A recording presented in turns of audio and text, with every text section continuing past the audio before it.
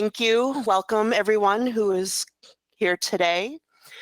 I would like to remind my fellow trustees that due to us meeting virtually, each vote is a roll call.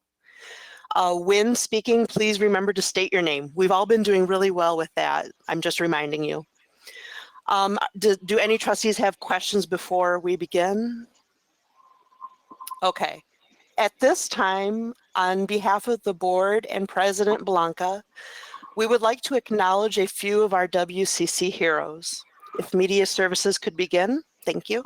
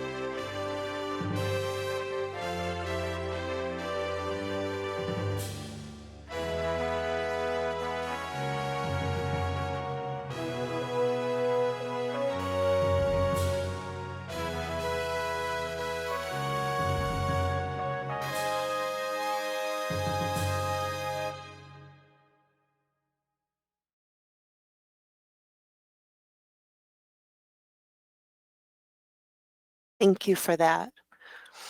That was a few of our heroes, and I know that there are many, many more. Once again, on behalf of the board and the president, we thank you. Let's begin our meeting. Vanessa, please call the roll. Chair Fleming, Fleming, here. Vice Chair Milliken, Treasurer Davis, Treasurer Davis here. Secretary DeVarty, DeVarty here. Trustee Hatcher, Hatcher here. Trustee Landau, Landau here. Trustee McKnight Morton. McKnight Morton here. Thank you. Do I hear a motion to approve the agenda? So move. Any second? Support. Okay. Any discussion on the agenda? Vanessa, please call the roll. Chair Fleming, Fleming, yes. Vice Chair Milliken, Treasurer Davis, Davis, yes. Secretary DeVarty, DeVarty, yes. Trustee Hatcher, Hatcher, yes. Trustee Landau, Landau, yes. Trustee McKnight Morton. McKnight Morton, yes. Excuse me, Vanessa, I just realized my mic was on mute. So I apologize. This is Trustee Davis. I said yes. Thank you. Okay, thank you. First is tab A, approval of the minutes. The recommendation is that the Board of Trustees approve the minutes of the March 31st monthly and April 17th special meeting as submitted. Do I hear a motion? DeVarty moves that the Board of Trustees approve the minutes of the March 31st monthly meeting and the April 17th special meeting as submitted.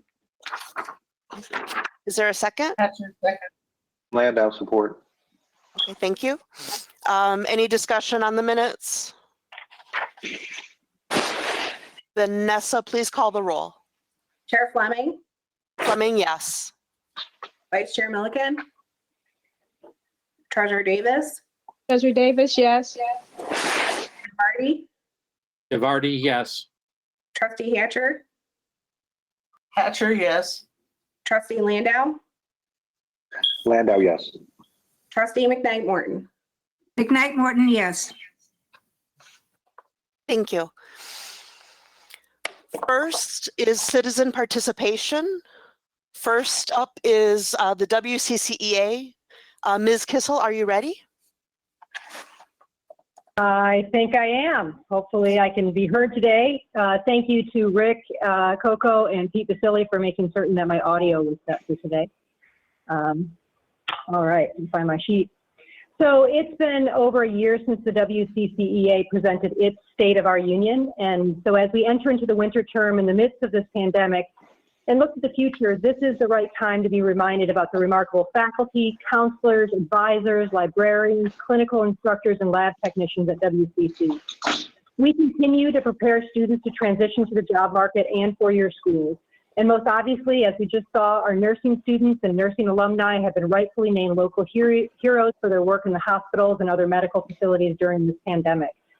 For our current students, our members are making sure these students get our very best despite the changes in the delivery of the materials. There is just so much to be proud of during this difficult time. The WCCEA is also committed to strong leadership and are continuously working to make informed decisions for the membership. We value the relationships we form with human resources and the executive leadership of the college as we are meeting and talking regularly. Moreover, these regular conversations have helped to manage the grievance and disciplinary issues we've been involved with since the start of 2019. So over the past year, the WCCEA has represented 12 members during formal disciplinary meetings, filed 3 grievances, resolved 2 Step 3 grievances or arbitrations, one by settlement and one by trial, and settled 1 issue without a grievance. This is just part of what the WCCA does. Each week, the WCCA leadership is involved in many meetings and conversations to troubleshoot issues, move ahead formal contractual processes leading to a signing of a letter of agreement or answering contract questions. Through monthly contract implementation and liaison meetings, the WCCA works to represent its nearly 250 members and appreciates the support of our local MEA representatives. So as we end 2020, we all know that we are facing new standards of operation. From our home offices, we have all had to develop more empathy and compassion for our students and colleagues. We are forever changed because of this pandemic. But if I know anything about the faculty and staff at WCC, we will use this time to grow and create an even stronger community of learners. And we will all continue to be leaders in and out of the classroom. Thank you so much. Thank you. Vanessa, were there any public comments received? No. No? Okay. Were there any written communications received? No. Okay, thank you.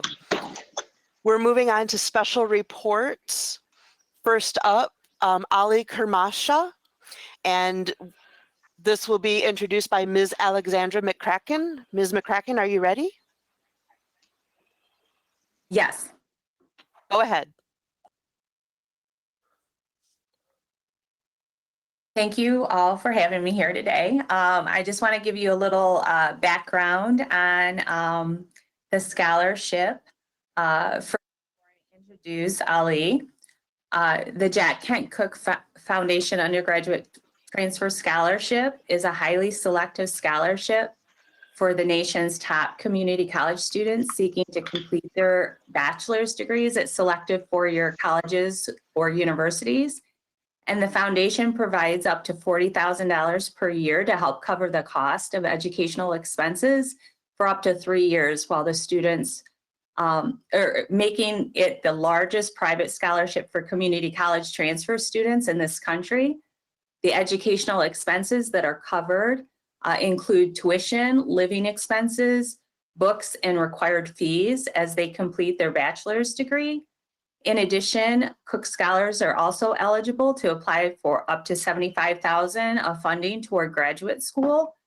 To be eligible to apply, a student needs to have sophomore status at the community college with a GPA of 3.5 or better, demonstrate financial need, and plan to transfer to a four-year college or university in the fall semester of the year they're applying. This year, out of nearly 1,500 applicants attending 311 community college across this nation in 45 states in the District of Columbia, 50 scholars, only 50 scholars nationwide were selected to receive this award. And one of those scholars was our very own WCC student, Ali Kermasha. And that makes 3 years in a row that a WCC student has won this prestigious scholarship. Ali came to the United States in 2014 as an asylum seeker. He graduated from Pioneer High School before attending WCC. Finding financial aid was very difficult for Ali, but he was able to receive full funding through WCC's different scholarship programs for the past 3 years. Currently, Ali is the Vice President of Fellowship and Service at Phi Theta Kappa, the President of the International Student Association, and a Student Life Officer in the Student Development and Activities Office.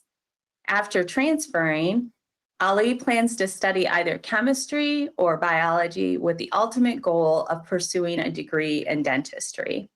And I must say it's quite an honor and a privilege today to introduce Ali, and I'm very excited for him to share a few words with you.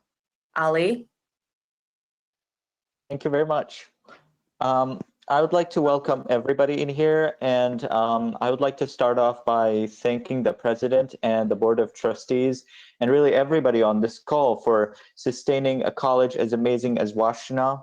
I believe that I would not have reached the heights that I'm in today, and I would not have been the person that I am today without all the help and support that I have received from the different programs, from all the faculty and staff members, and from my fellow student leaders at Washtenaw.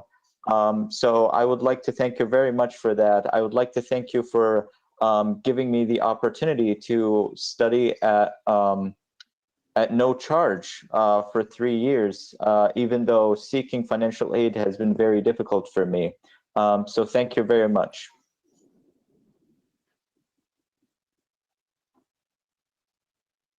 Thank you for those words. Chair Fleming. Yes. Hi, this is Linda Blakey. I just wanted to add and recognize that over the last few years, we've had one of our student clubs, our Transfer to Success student clubs, who have been really instrumental in, I think, the success. It's an absolute amazing miracle that we've had 3 of these winners in a row. And our Transfer to Success club is peer mentoring. And we've been fortunate enough to have our first winner, Paula Salazar, come back and really be a mentor to students each year who are interested in pursuing this program. So I just want to give kudos out because it's been a great organization on our campus. Thank you. Thank you. Trustee Fleming, Go ahead, President Blanca. Ollie, I would like to congratulate you. And I would like to thank you for giving us the honor of studying at Washtenaw Community College. And on behalf of myself, and I'll speak for the board and definitely for the faculty and staff, I am looking forward to seeing you again and hearing all about your successes. And I wish you so much luck. So please come back. You'll always be a part of our family, and we look forward to hearing from you. Thank you. Thank you very Thank much. you. Okay, our next special report is the Curriculum and Assessment Report. Dr. Hearns, are you ready? Yes, I am. I have the privilege today to introduce our chairs of both the Curriculum and Assessment Committee. As usual, when we give this report, it's important to note the leadership that they have provided with both of those committees. They've both been very active in making sure that we have support for faculty, curriculum support, and professional development, and also Joy Garrett, who works with both committees consistently. And Sean Deeren has also been doing double duty in our preparation for HLC and working on our Assessment Academy Committee. So I'm going to turn it over to the two of them to provide an update of the work they've done and also thank both of them for their leadership on the committee this year. Thank you, VIP Hearns. I appreciate your introduction. This is Lisa Vesey. I'm chair of the Curriculum Committee, and I'd like to start today by sharing some past goals and recent accomplishments of both committees. I'm going to share highlights from a document that we shared with the Higher Learning Commission when they came here for a virtual site visit earlier this month. Next slide. As I'm sure you're aware, there's been a dramatic increase in the involvement of full-time faculty in the curriculum and assessment process, largely due to professional development and curriculum assessment requirements at the contractual level. I'm particularly proud of how both committees have supported faculty in these initiatives. We've provided training to meet the faculty where they are in the curriculum and assessment process. We've dramatically increased the number, length, and frequency of our curriculum assessment workshops. In previous years, we would hold workshops during fall and winter in-service. When faculty were feverishly preparing for the coming semester, we realized that's not when we could really capture their attention for their curriculum assessment work. So we offered curriculum and assessment workshops along with Joy Garrett's Office of Curriculum Assessment throughout the academic year for every month in the summer. And thanks to my colleague, Sean Deeren, every single week of the last academic year, he has given his Friday mornings to faculty to help them with curriculum assessment work. We've also, when we're not available to meet with faculty in workshop setting, we remind them of the Blackboard site, which was set up by our predecessors, that is designed to help faculty prepare their course and program level assessment projects. Next slide.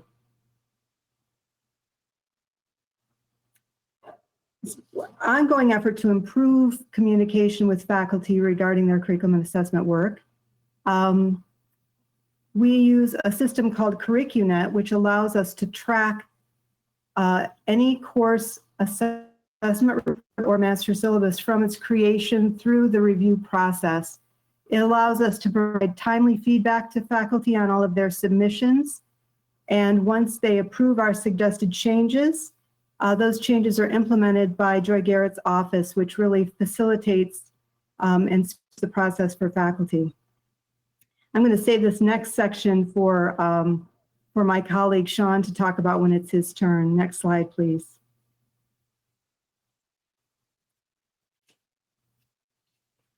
One thing I'd like to point out here is that we've encouraged part-time faculty to participate in the curriculum and assessment process whenever it's practical to do so.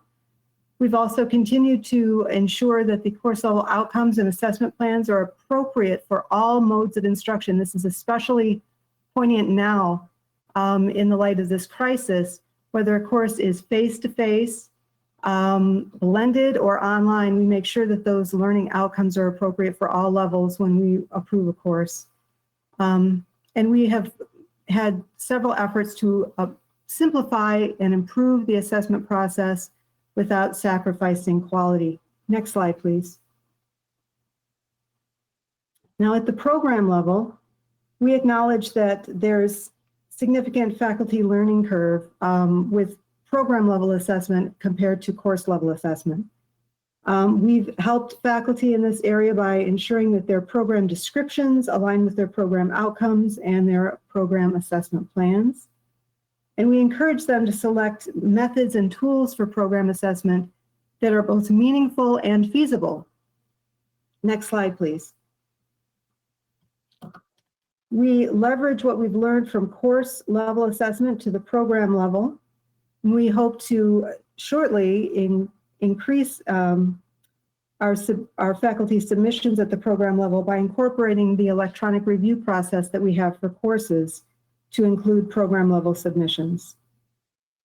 We continue to provide support and feedback to faculty, and the administration has found several ways to celebrate their many curriculum assessment accomplishments. Next slide, please. Next slide, please. As I'm sure you're aware, all of our programs at WCC have been updated to meet the Michigan Transfer Agreement requirements for general education. Sean will also touch on the general assessment efforts that we've made over the past year. What I'd like to focus on here are the assessment improvements, program and course level assessment improvements that we've seen over the past 4 years, and this is what we shared with HLC as well. Master syllabi, we've increased those that are up to date by 11.5%. Course assessment up 37.4%. Program assessment plans are up 29.4%. And program assessment up 26.9%. I'm glad that we're seeing an increase in all areas. We still have a lot of work to do, but I'm very pleased with the work that both committees and the Office of Curriculum Assessment that we've been able to accomplish the goals that we have. Our future plans, next slide, please. We hope to work with Joy Garrett's office to implement CurricuNet Meta, which is the next version or generation of the CurricuNet program.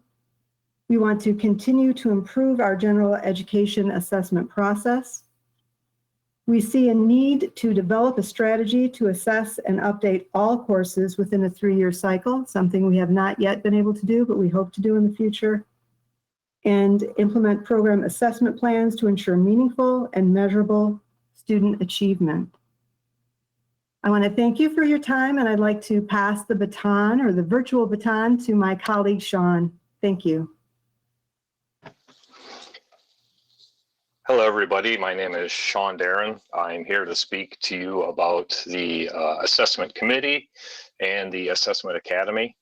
The Academy started 4 years ago with HLC, the Higher Learning Commission, and the first Academy members pretty much paved the way for us and gave us a good path to proceed down.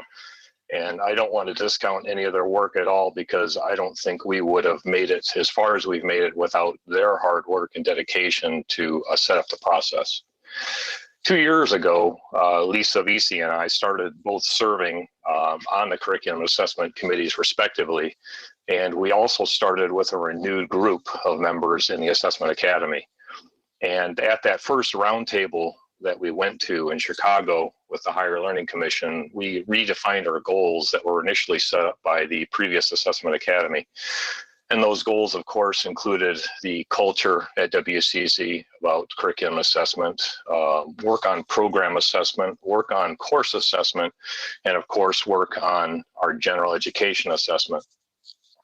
And with the help from our mentor and our scholars through the Higher Learning Commission, it helped drive us to indicate what we needed to use for data to get our gen ed assessment completed.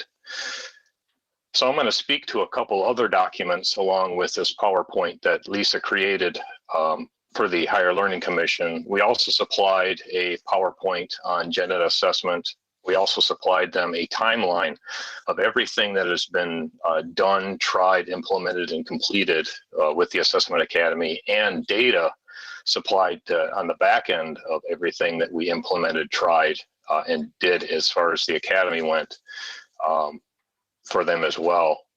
It gave us lots of charts, trend charts, a pile of other things. So in order to do this, and I think it was pretty interesting the way HLC works, looking at assessing, we actually created a feedback loop by collecting data directly from the Curriculum Assessment Committee agendas. And it gave us a chance to assess the work that we did on the Academy. And this data included those trending charts of all the course and program work that were completed. Interesting piece, I believe, just beyond the 3-year mark when we were in the Assessment Academy, we met our quality initiative incentive before HLC's virtual visit that just happened recently. And that made us feel quite proud of our work that we are actually doing to get that done way ahead of time.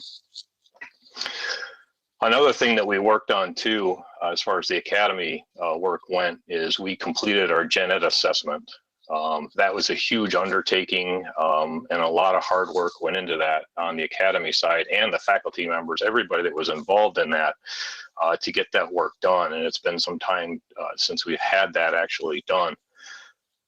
Another neat piece in actually completing the gen ed assessment, the way that we actually look into our work that we do as faculty members, we found a pile of ways to improve the process, to collect data, and to actually make the process happen a lot faster.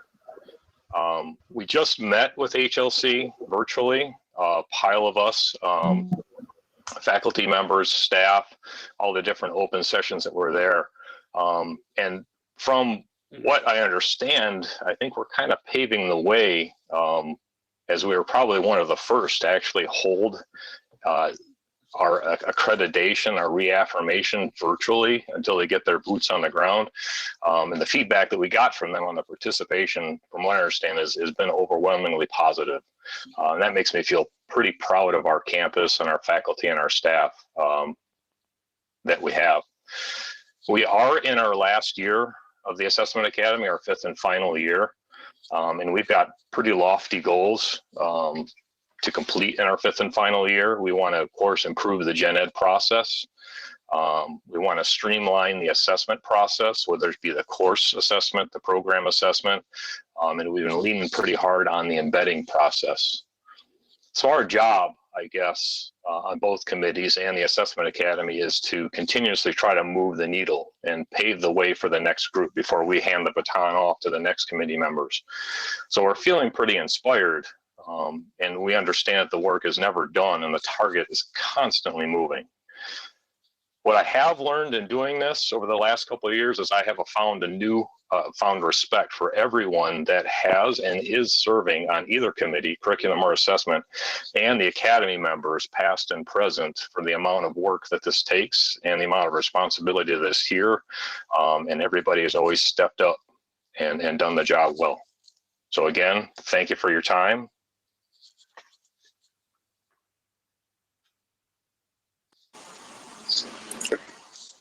Thank you, Lisa, and thank you, Sean, so very much.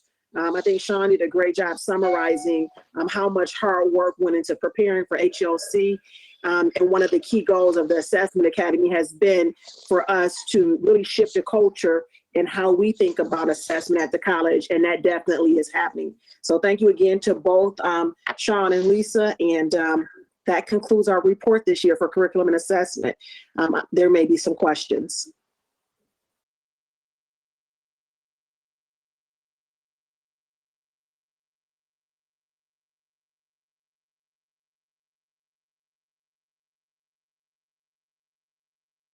Madam Chair? If there aren't any questions, I'd like to make a comment.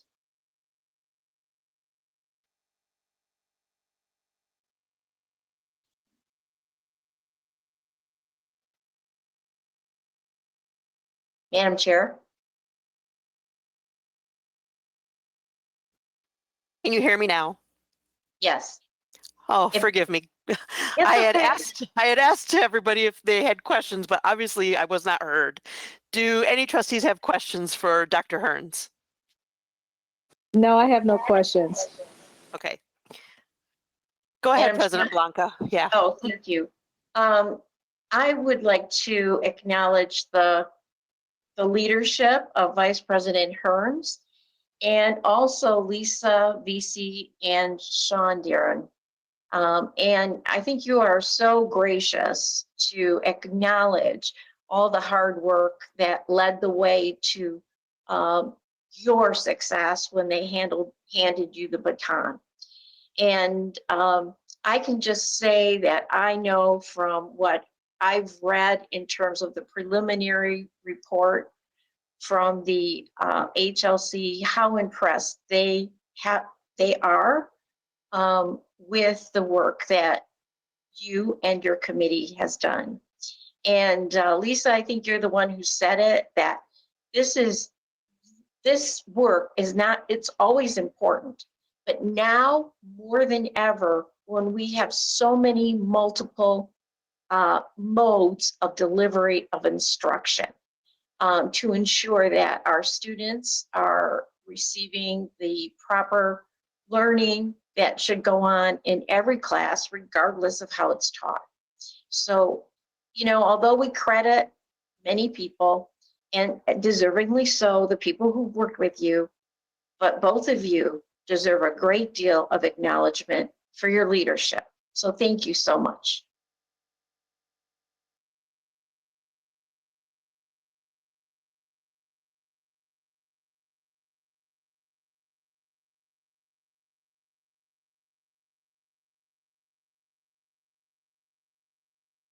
Forgive me again on the mute. Our next report is the budget process, tuition and fee discussion.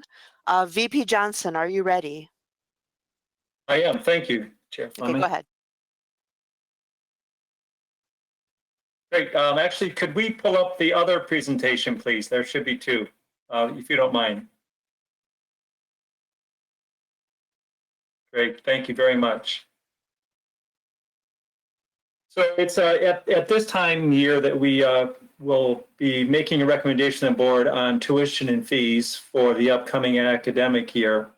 But always as good context for the board when deliberating around fees, we think it's important to provide you a 3-year forecast for the college and the underlying assumptions, and we'll do a deeper dive on the enrollment trends as well.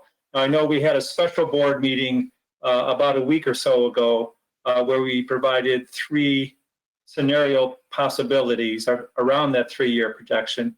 And the commitment the college made is that at this meeting that we would give you our best thinking around the revenue projections and the expenditures budget for next year and the trend on those expenditures as that work lies today. And so that's what we'll be doing today with the board.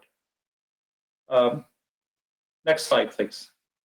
And so prior to going into that, we thought it'd be good, President Black thought it'd be good to offer for the board an update on the CARES Act first, and then we'll jump into the financial forecast. So next slide, please. I'm sure the board might have heard by now that WCC is eligible to receive about $5 million to benefit both our students and the college. The CARES Act, this came from the CARES Act, and it is specifically to help for both students and the college, and at least 50% of the total $5 million must be used for the direct aid of students, and it has to be aid for students that is a result of the disruption of campus operations caused by the COVID pandemic. And while the guidance by the Department of Education, DOE, is still evolving, it comes down into three areas. One is that the eligible costs related to the disruption would include things like course materials. It's important to note that does not include tuition and fees. Those are not eligible costs. The online expenses a student might incur, the technology expenses, and childcare. Also, kind of late breaking news that came out just last week from DOE is that for a student to receive this CARES Act aid funding, they must have met all the conditions required to submit and have an approved FAFSA application for Title IV funding. It doesn't mean they have to be eligible for aid, meaning that they're Pell eligible for aid, but it does mean they may have to have met all the criteria to have an eligible FAFSA application. Last but not least, for winter 20 students, students have to be enrolled for students that are online courses only are not eligible. So if we had a winter student that was just in online, those students would not be eligible for this aid for the winter semester. Next slide, please. A little bit more details about the funding. The funds are available to reimburse WCC for specific costs that are incurred after March 13th. So this is the institution share. And it has to be related specifically to the disruption of campus operations caused by the COVID event. So good examples that have been mentioned. So real incremental costs we incurred to quickly convert face-to-face courses to alternative remote. Technology costs related to that. Lost revenues related to the disruption of campus operations.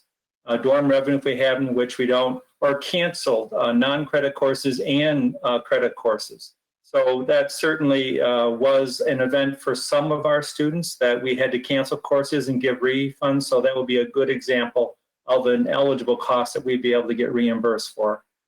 And lastly, and very importantly, that to the extent that the college was not able to utilize its half of the $5 million to reimburse us for covered costs, it's strongly encouraged that you allocate that unused portion of the institution side for student aid. Next slide, please.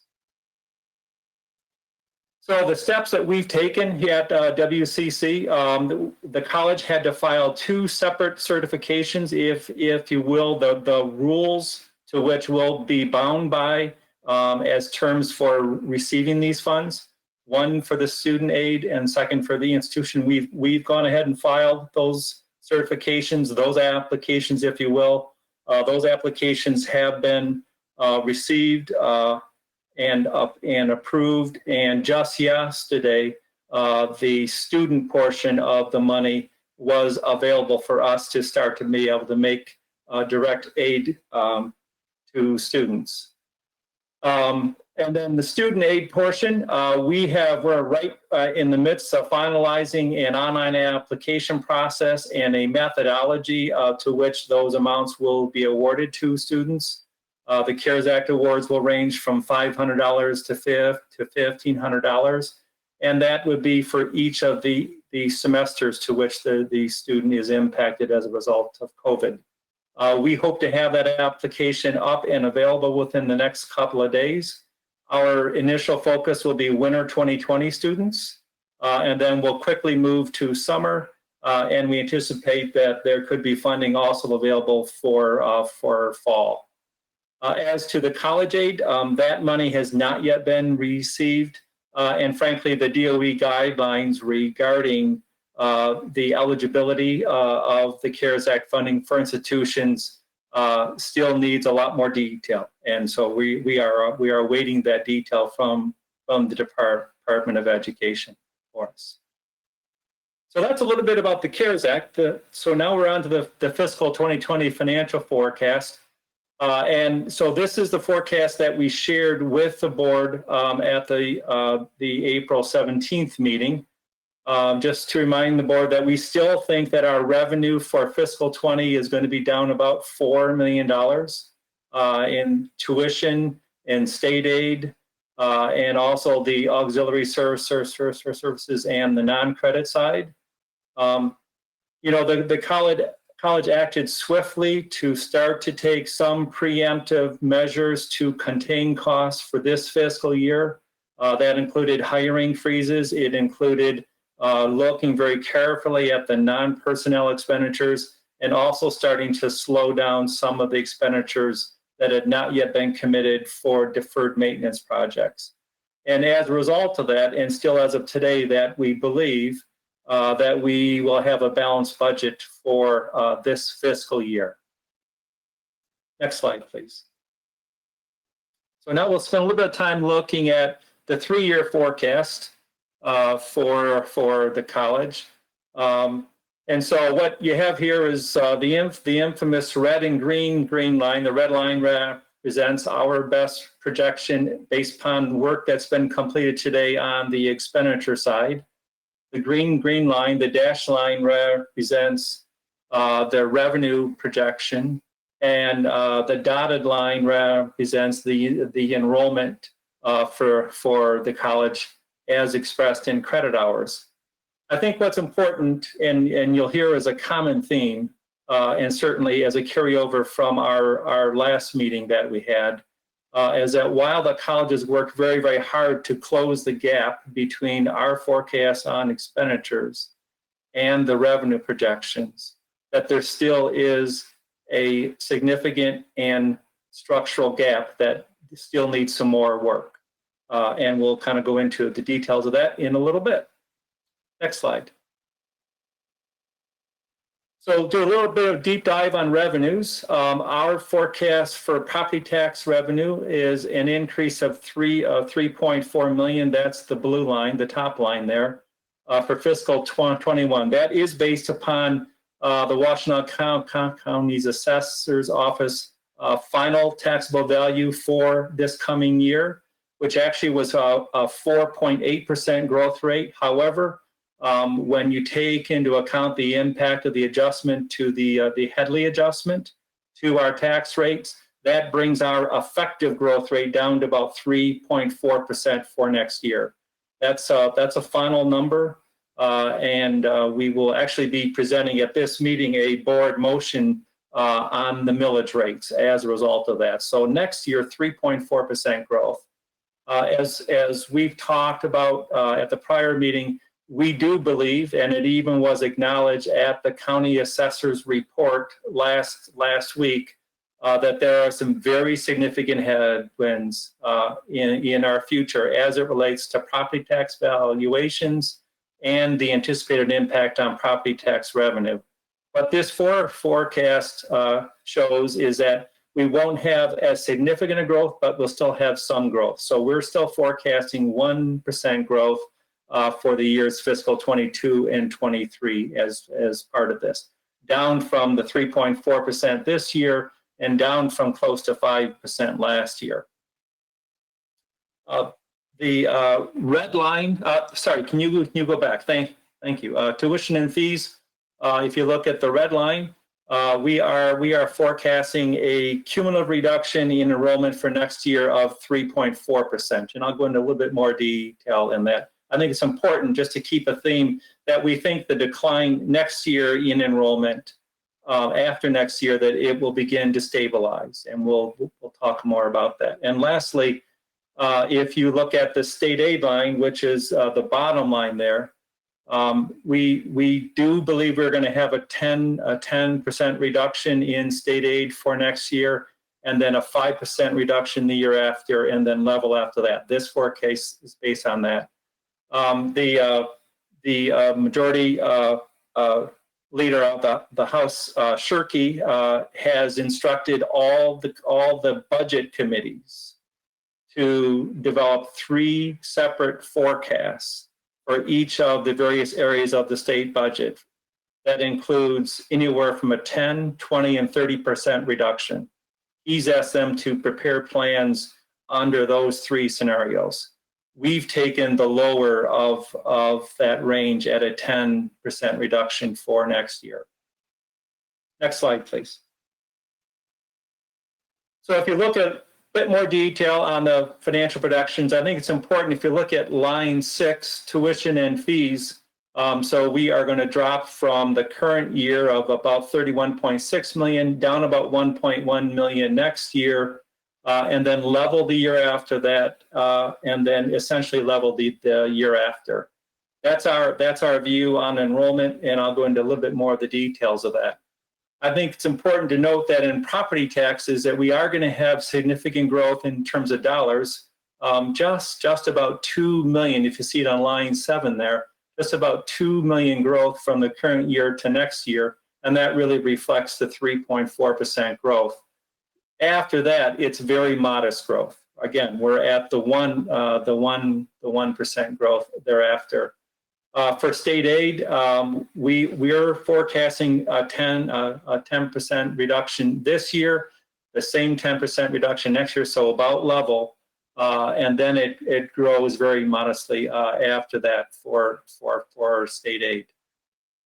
The investment income lines, that is for next year. It's since we've delayed the Morris Lawrence renovation project, which was going to use a portion of our investment funds to fund that project. Since that's been delayed, we have that available for next year to invest. Unfortunately, with the interest rates being at close to historic lows, that's really caused our investment income to drop down for next year.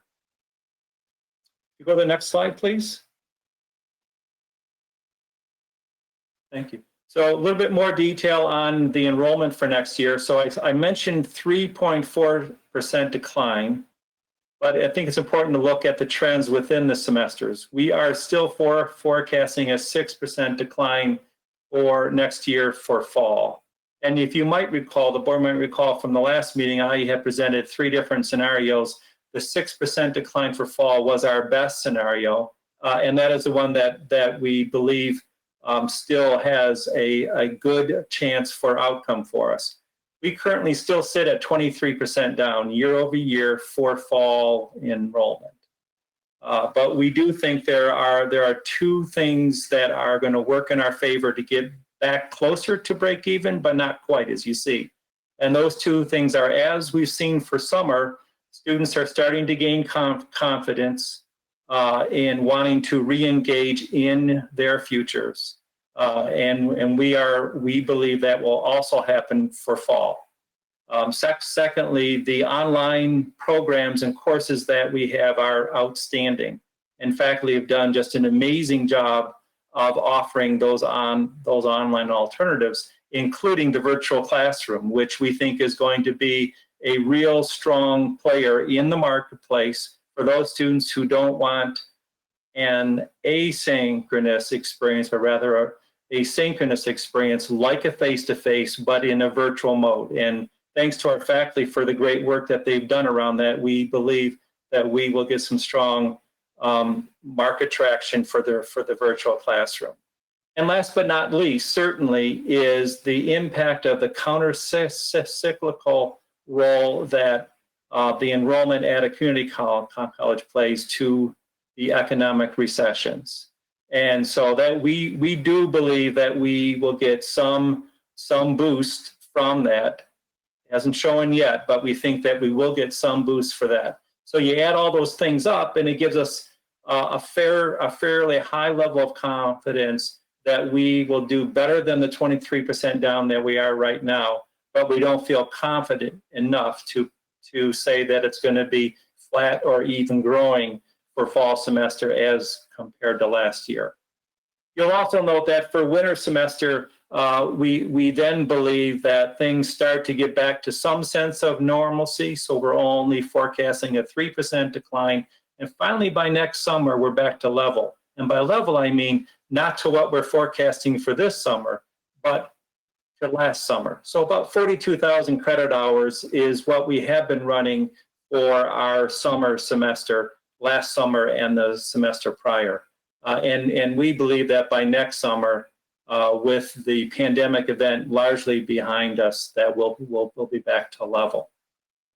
As you'll hear about in a little while, that we are making the recommendation that for next year that we hold tuition rates flat, that we have no increases in tuition rates, and certainly that this forecast includes that. And then we've talked about the last of these items here. Go to the next slide, please.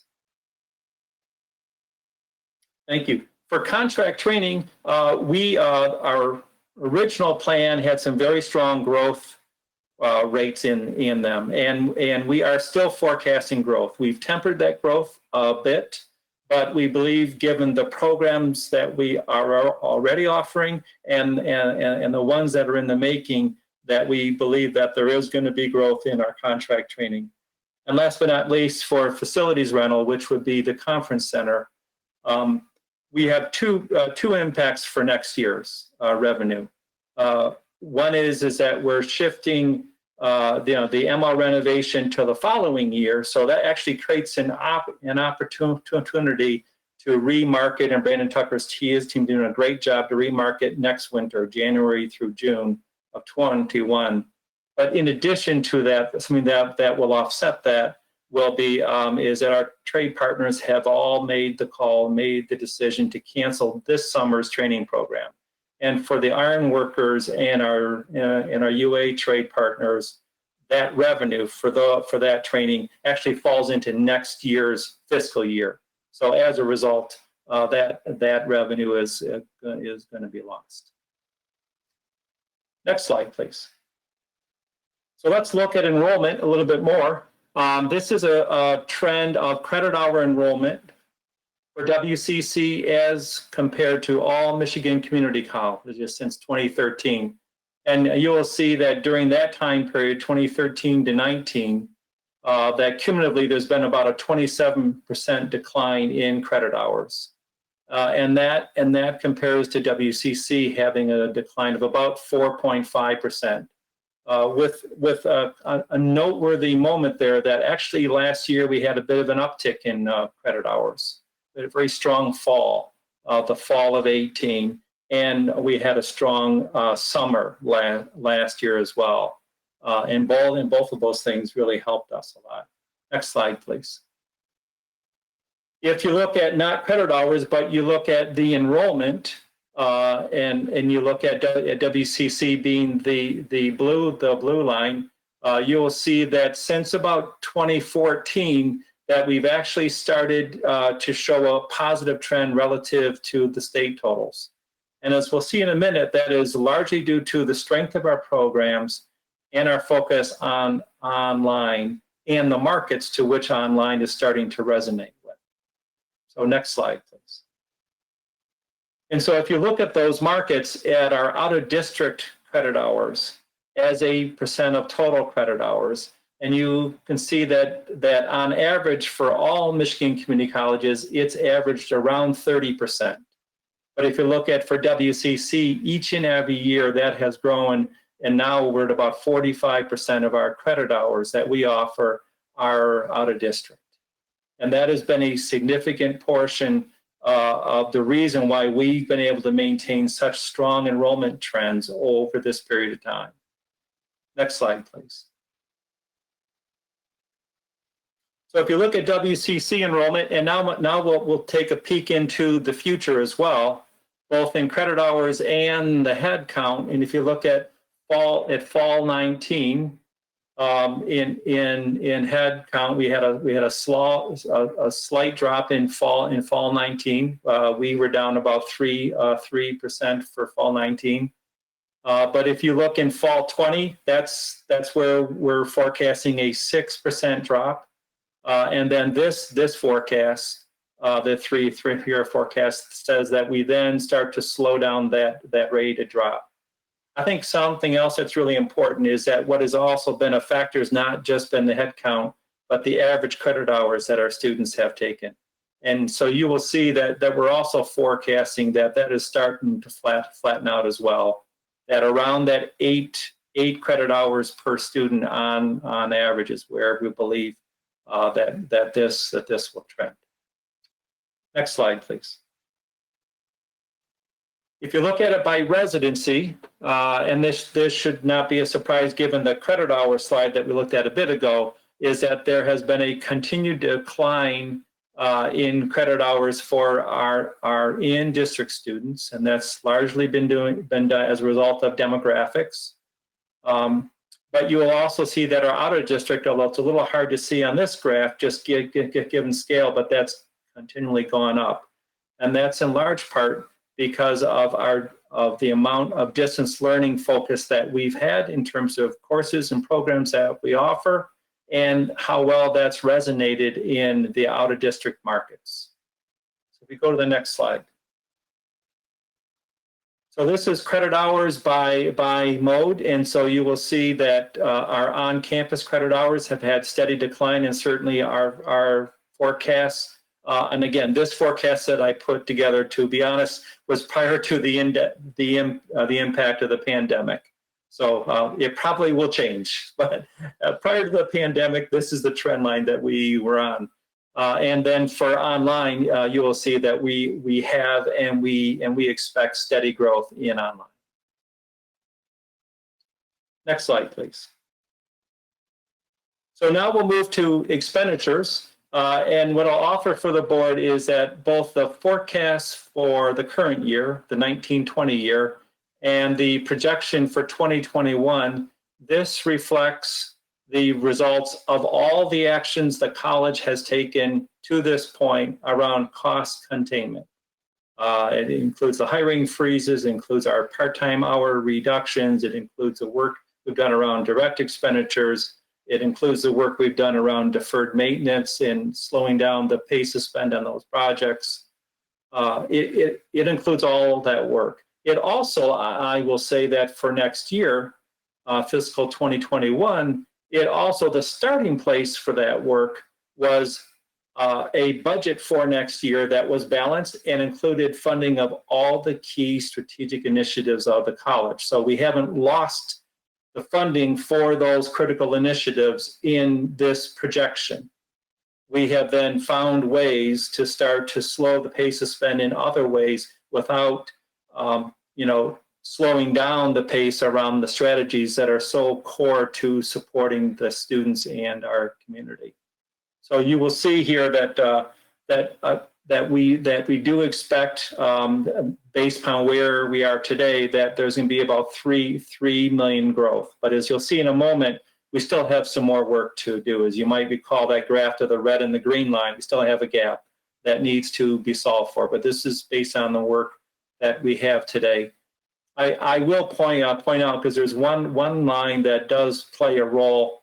It's line 5, the trade partnerships, and you'll see there's a big drop for next year, right? It goes from about 3.1 million to 1.6, then back up to 3.1, and that really is just to reflect both on the revenue side and now on the cost side that there is a reduction in expenditures and corresponding reduction in revenue because we don't have our summer training program. But that does create a bit of an anomaly in looking at these trends. So if you go to the next slide, please, we'll walk through a few of the key assumptions. So that view for fiscal 20 and 21 assumes that the hiring freezes that we've put in place, that they remain in effect throughout all of next year. It also reflects that we have reduced our schedules in effect through July 30th. On the non-personnel side, we have taken a hard look at all the proposed non-personnel budgets that are not tied to contracts that we're under contract for and need. And our target goal is to reduce all the non-personnel budgets by 10%. And we are just finishing up that work as we speak. We've also taken a look at all our equipment, our deferred maintenance and furniture budgets, and we have reduced the funding for those next year so that we're only going to fund those items that are tied to reliability and safety in nature. As we mentioned, our capital projects, all major capital projects are going to be deferred at least a year. It includes the ML renovation, the new ATC building, our SE renovation, and maintenance garage. They've all been delayed a year. And last but not least, a really important thing that is in this plan is a proposed new funding for a new technology and infrastructure project. And it really is to replace all the critical network and server hardware and software that's currently way beyond its useful life. The Aleutian team, since they've been in here now since July, has taken a very critical assessment of, if you will, the technology backbone of the college, and quickly surmised that we needed to very quickly, and it can't be done quickly, as you'll see, it's a 3-year process for us to replace and improve that backbone. And more than ever before, given this remote operation, this online learning mode, it's going to be crucial that we replace that and make sure that that technology backbone serves our future well. Next slide, please. So what does this look like? So if you kind of marry up the revenue and expenditures, you will see that on line 5, that we're going to have a balanced budget for this year. As I said, I believe that's got a very strong possibility. And yet we still have a gap. Given where the current state of our budget lies for next year, we still have a gap of about $3 million, and it grows to north of $5 million in fiscal 22 and $6 million in 23.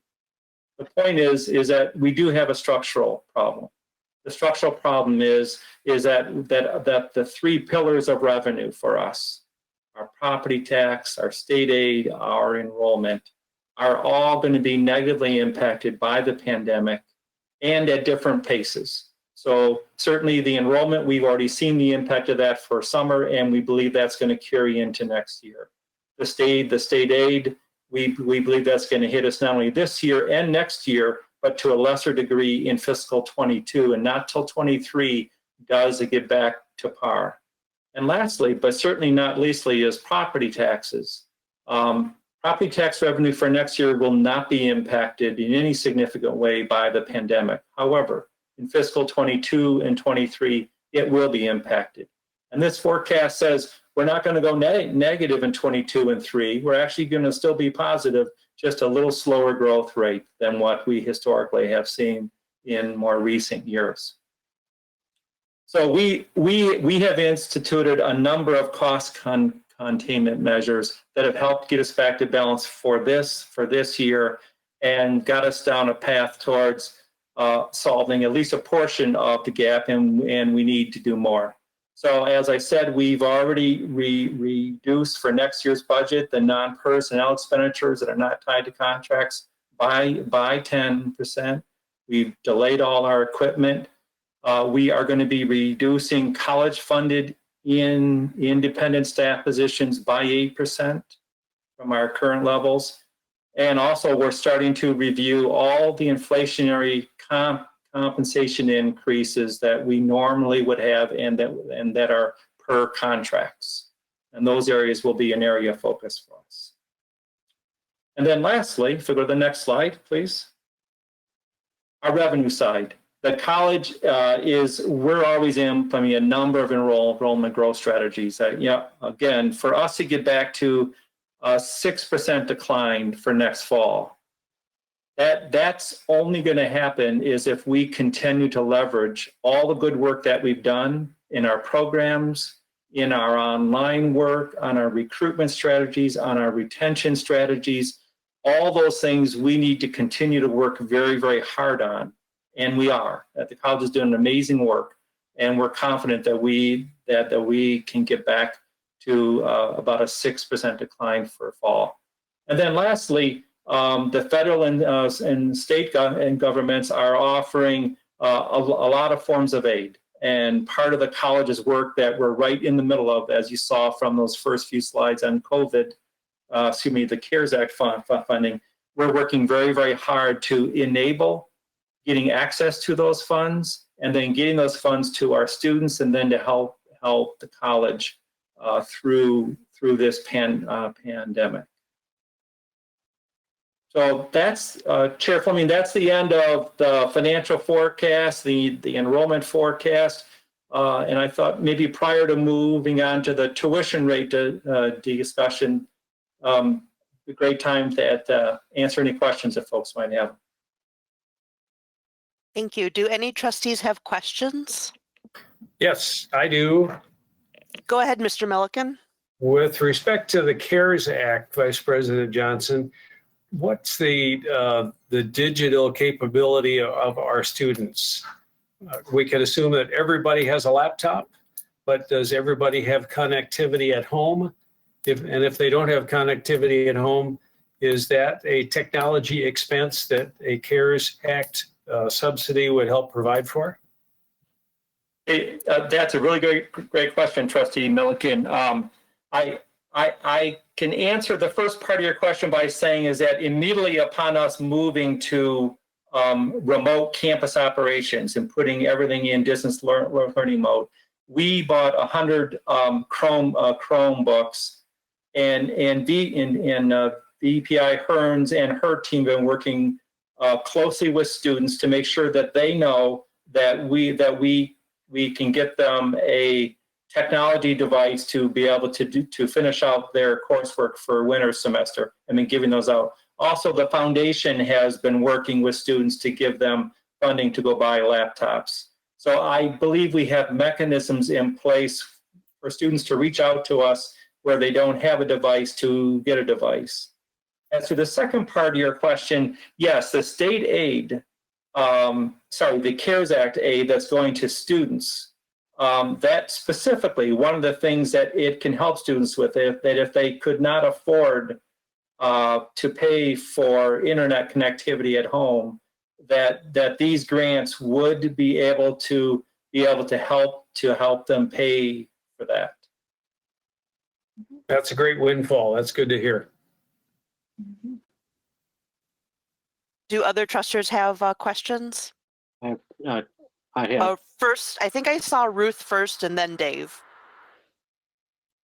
Did you have a question, Ruth?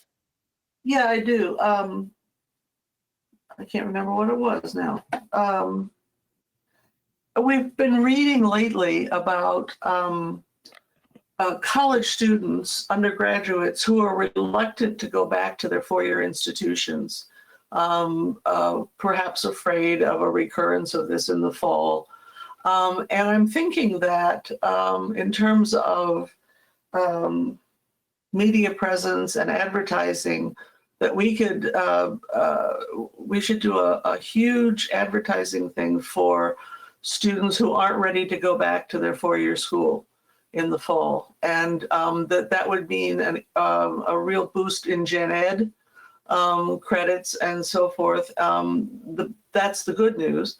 The bad news is that these students may not have any money if their parents have been laid off or if they've had some. So at the same time, we have students who want the gen ed credits to transfer, but they're going to need scholarship help. And I think that's the other arm of what we need to work on is funding for scholarships for students who want to go to four-year schools, aren't ready to do that, but may not have the funds to go back to school.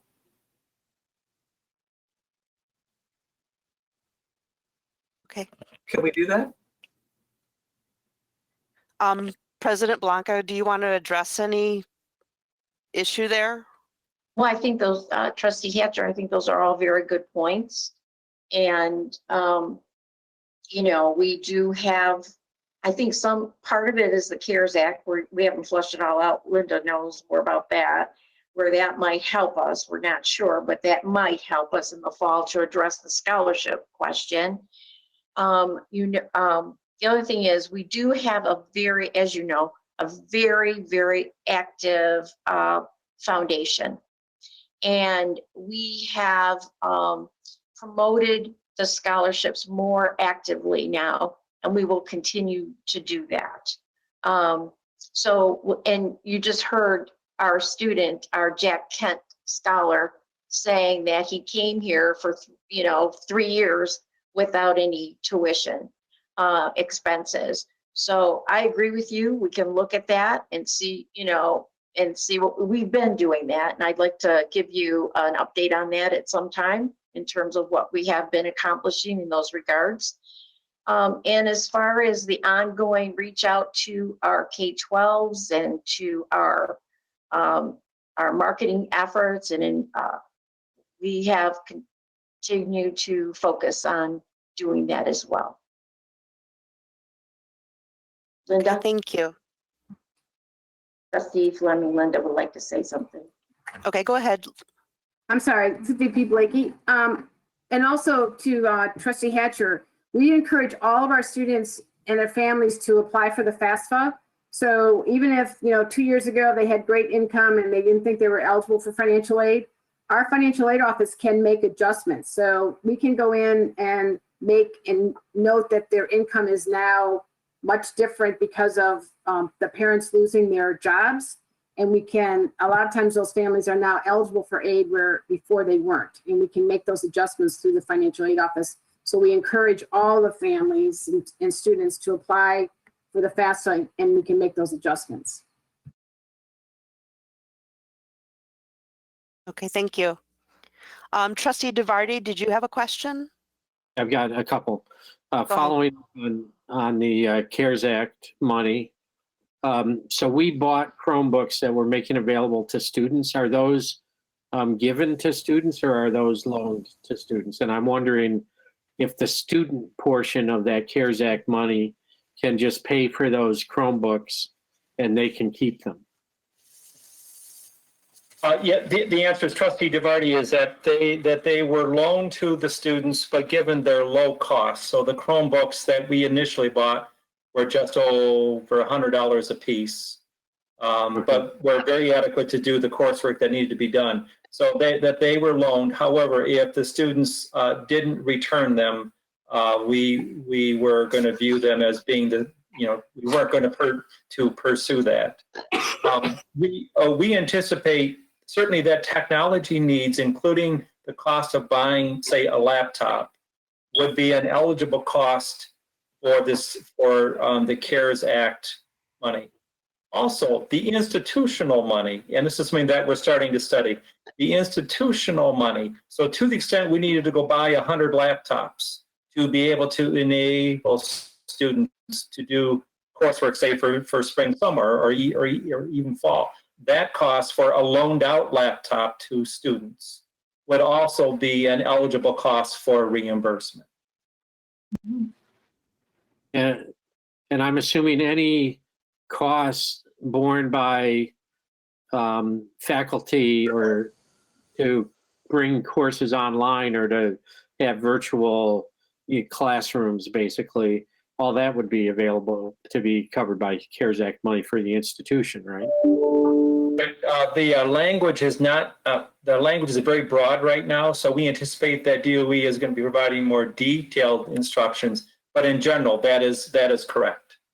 Okay, and then another question I had, when you were doing your forecast for average credit hours with the graph and looking forward, what I'd like to do is look back historically during recessionary times, because my sense is that the number of credit hours, the average credit hours, will go up, will run opposite of what the economy is. So as employment goes up, credit hours. So as unemployment goes up or employment goes down, the number of credit hours that we see people signing up for will go up.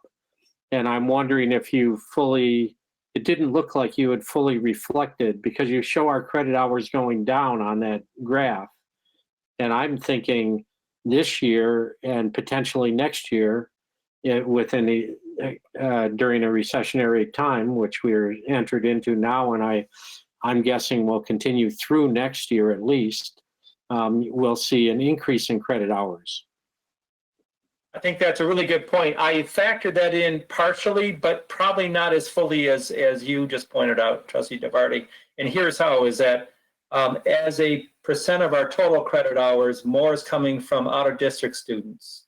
And generally an out-of-district student is a fully employed student who's picking up 1 or 2 courses during their non-work hours. So we anticipate that growth will still continue. Now, to offset that dilution of credit hours, if that's something that changed, is the factor that you just mentioned, which is that during a recessionary period, I think you're right, that the average credit hours, all the things being even, will go up.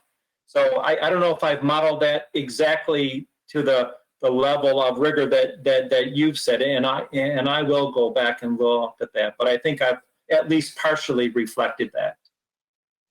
Thank you. Thank you. Do other trustees have questions on this report? Okay. Excuse me. This Go is ahead. Trustee McKnight Morton. This is a question for VP Johnson. I've heard in the past that some universities are not refunding the tuition for students. Do you know if any of our students have asked for a refund? I am going to ask VP Blakey to answer that question. Thanks. Thank you, VP Johnson. Yes, we do have a refund exception process, and we do have, every semester, regardless of whether we have a pandemic or not, we have students who apply for refunds. And so for this semester, we are keeping track of the students who are requesting a refund due to the pandemic. So we will be able to go back and look at those and tally those if we need to. But yes, we are having some students doing that. Is it possible, not today, but our next meeting, if you could at least give us an idea? You don't have to have an exact number, but at least an idea of how many students, because for what I'm looking at, based on what other universities are doing, they're refusing those, as you probably know. But I'm just wondering about our college students, and a lot of it could be based on need or why they're asking for a refund. So, and then that would also give us an idea if they're going to re-enroll again because they got their refund back. Yes, we could provide that.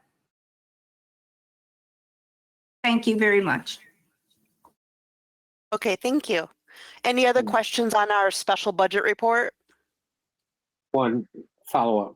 Okay, go ahead, Dave. I guess for VP Blakey or for VP Johnson. So those refunds, if they are because students withdrew because of COVID impact and their inability to quickly switch to online learning or maybe their courses that they were enrolled in just weren't like welding, for example. You can't really convert that quickly to an online class. That's eligible for institutional reimbursement from the CARES Act, from the feds, is my understanding. Those two refunds. Yes, Trustee DeVry. So cancellations that we've had to make to courses like welding labs would be a good example. That lost revenue by the college is eligible revenue. The best that I've been able to read so far, that's eligible revenue for reimbursement. Okay, thank you. Oh, I have another question. I'm not sure of this, but it may very well be that we've had more students not complete this semester. And I'm wondering if we have a way of contacting those students who haven't completed to find out whether it's because they don't have computers or don't have access, or if it's a money question, and do some advertising with them about the opportunities that still exist for them to continue at Washtenaw, to follow up with those students who have dropped out, if we can do some of that.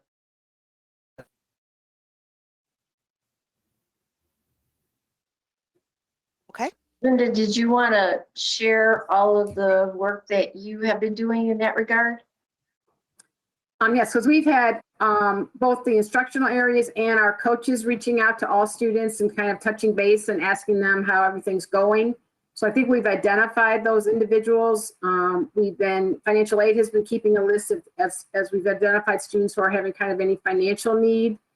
And we certainly have, sometimes we have students who have applied for a refund because they became infected with COVID. And so they were very ill for a number of weeks and were not able to continue in their classes. So it's a variety of reasons.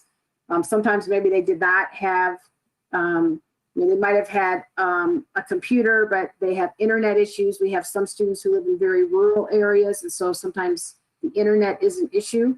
And so there's a variety of reasons why they might not have been able to continue on in their classes, but we are doing outreach and doing contact with those students. So yes, we can continue to contact them, and we'll be doing kind of real targeted outreach as we roll out the CARES grant. And identifying the students who are in best need of those dollars and encouraging them to apply.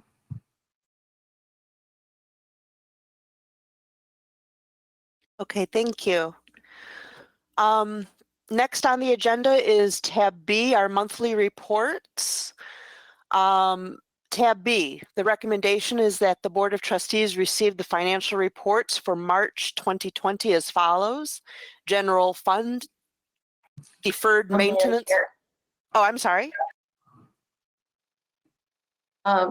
Vanessa?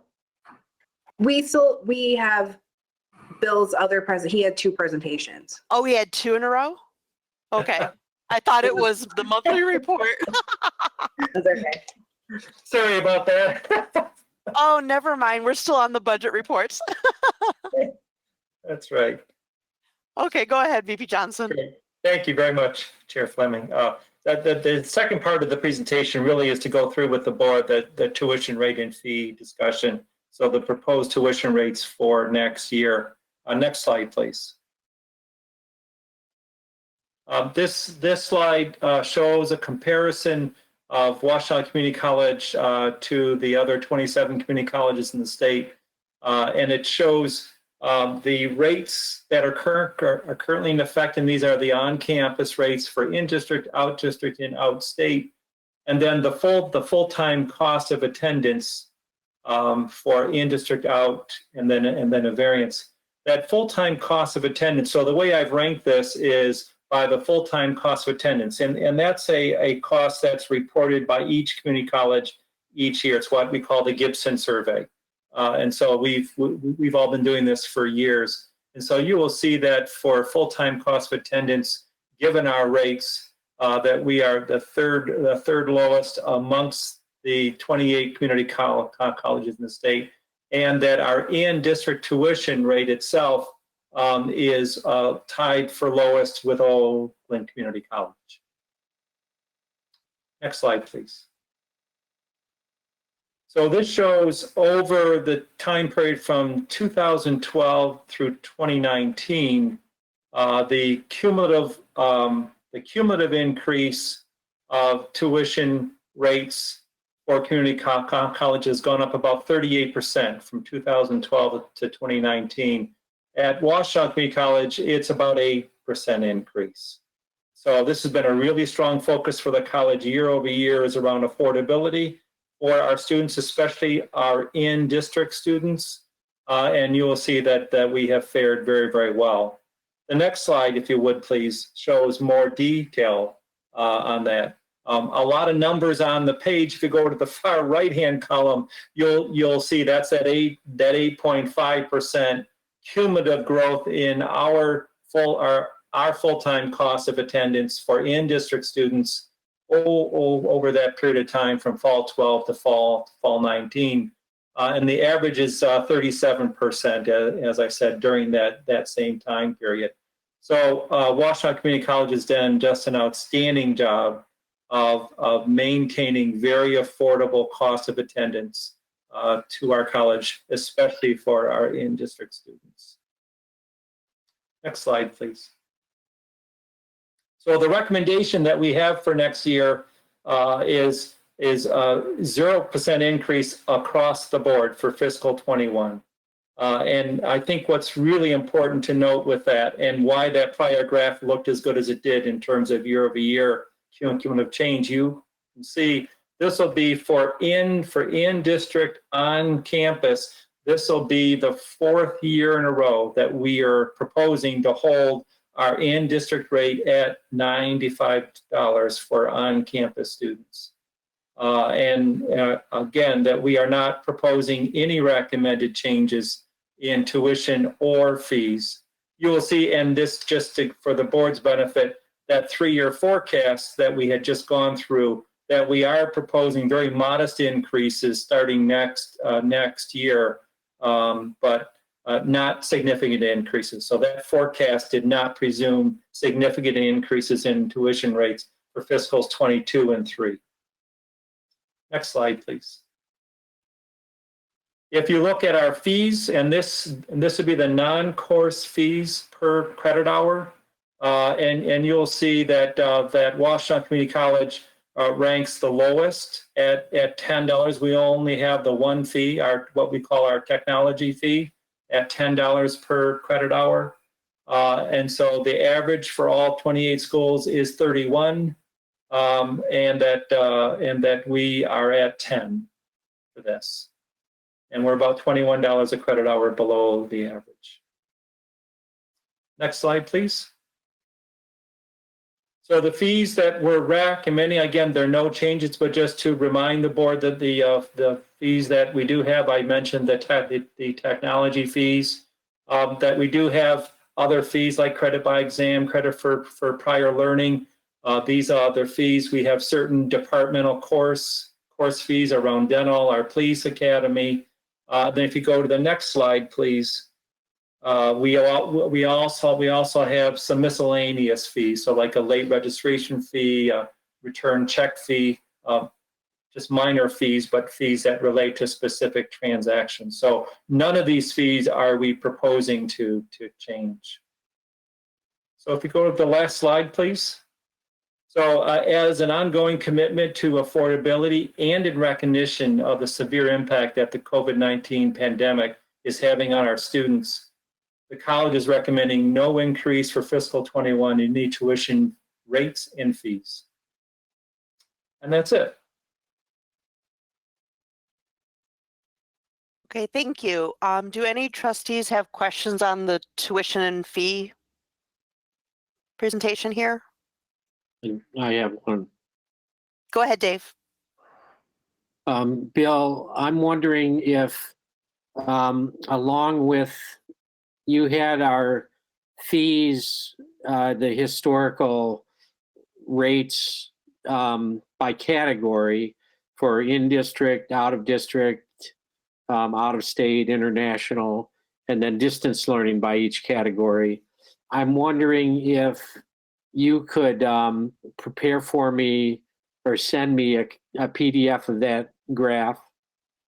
And if I could also get the number of credits that we saw last fall, for example, before COVID hit, the number of credits that we had signed up in each of those fee categories, just so I could do a little bit of deeper dive into an analysis of where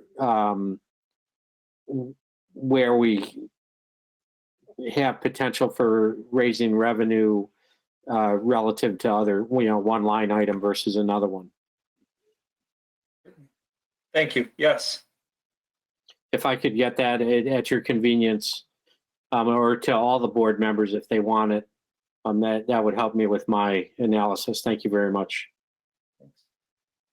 Okay, thank you. Do any other trustees have questions on tuition and fees? Okay. Now we go on to tab B, the monthly reports. Trustee Hatcher, Yeah. Trustee Hatcher, Chair Fleming. Yeah. Although this is a discussion item only, what I am wondering and what I'm hoping is, since there isn't any change in the tuition and fees, if the board would consider approving this motion this evening or afternoon.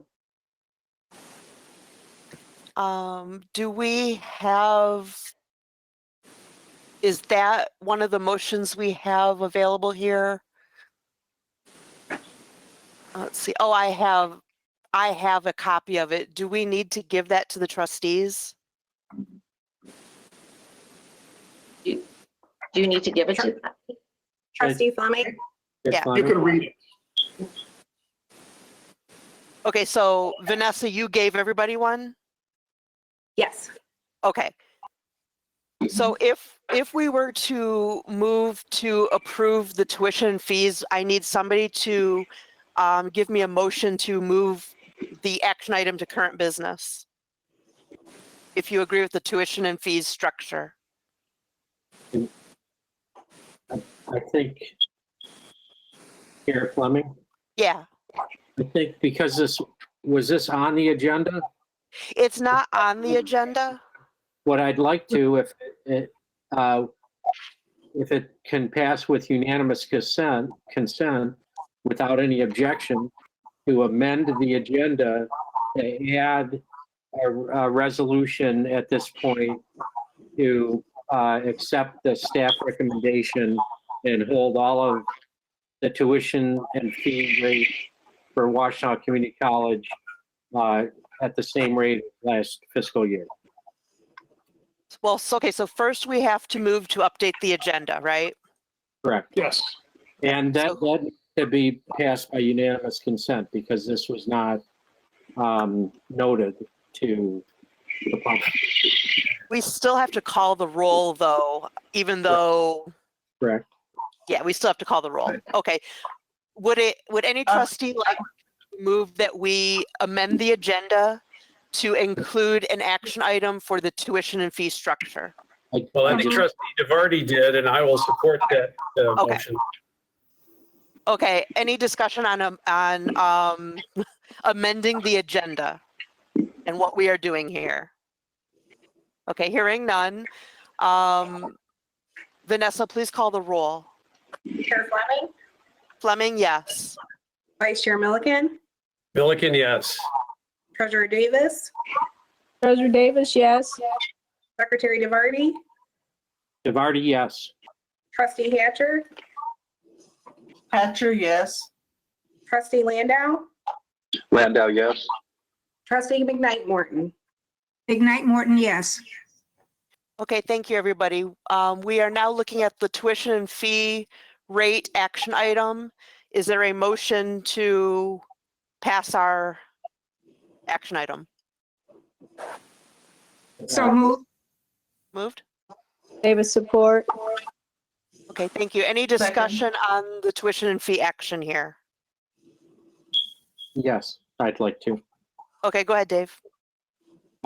First of all, I'd like to thank the administration for putting this proposal forward. I think it's a very courageous proposal, and I think it will mean a lot to our taxpayers that we're taking this step at this time of economic distress.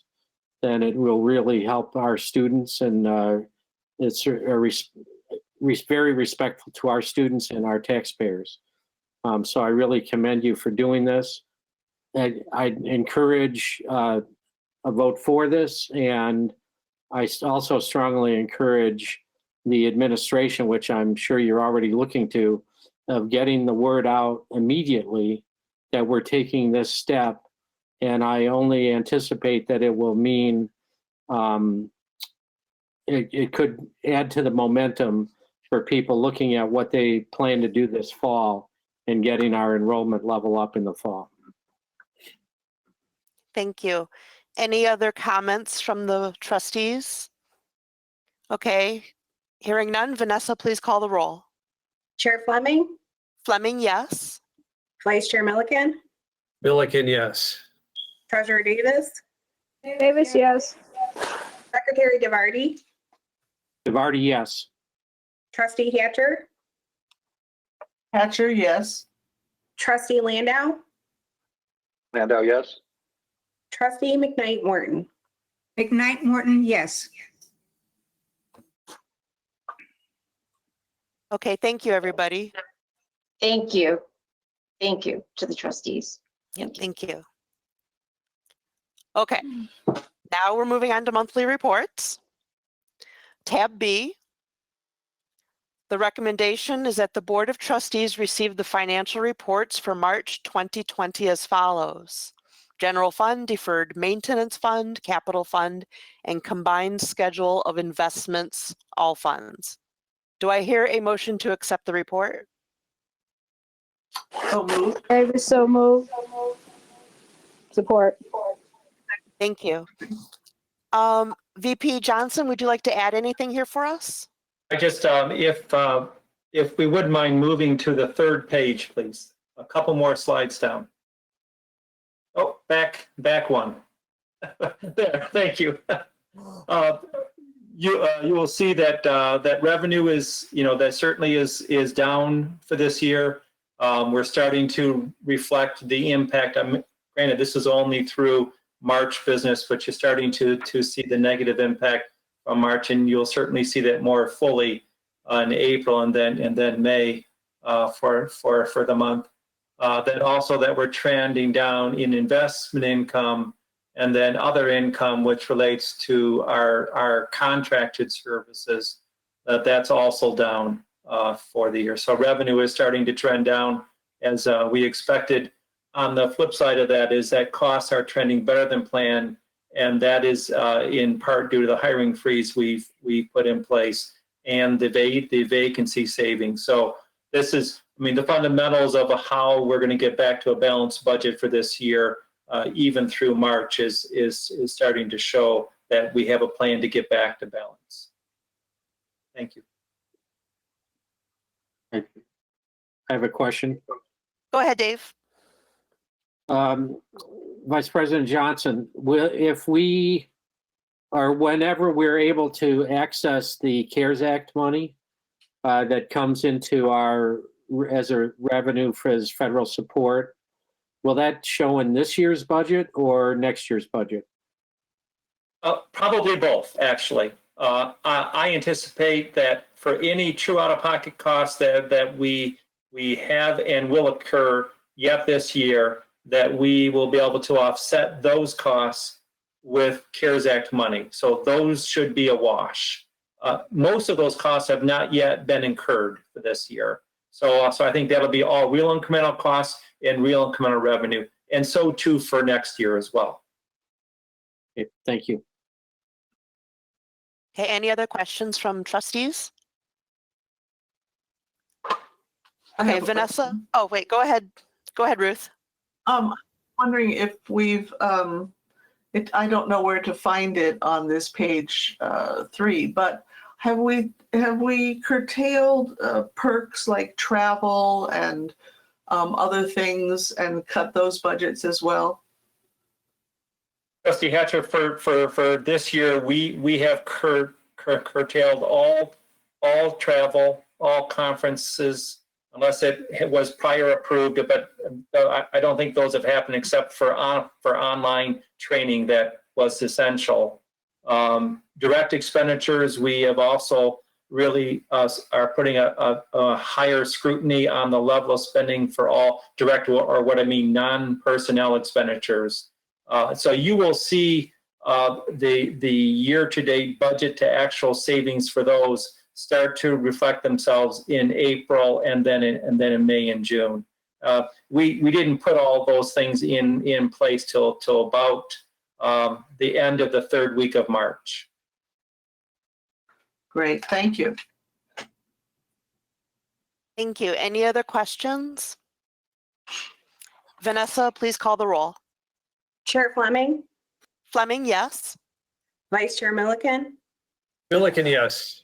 Treasurer Davis, Davis, yes. Secretary DeVarty, DeVarty, yes. Trustee Hatcher, Hatcher, yes. Trustee Landau, Landau, yes. Trustee McKnight Morton. McKnight Morton, yes.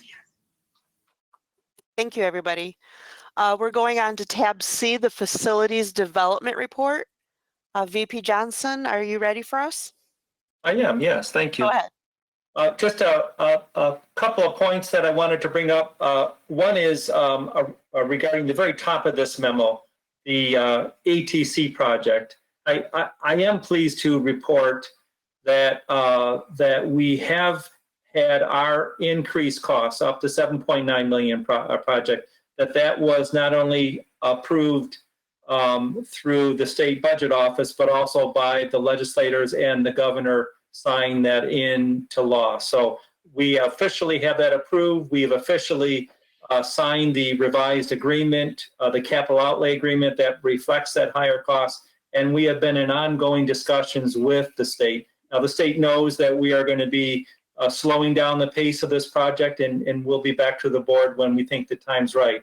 But it's good news that all worked through the legislative process and that's been approved. As to the ML project, I just would also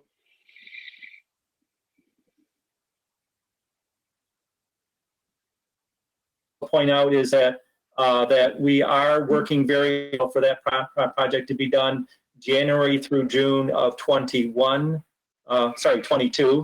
January through June of 22. That there are a number of components of the building that really can't wait much longer.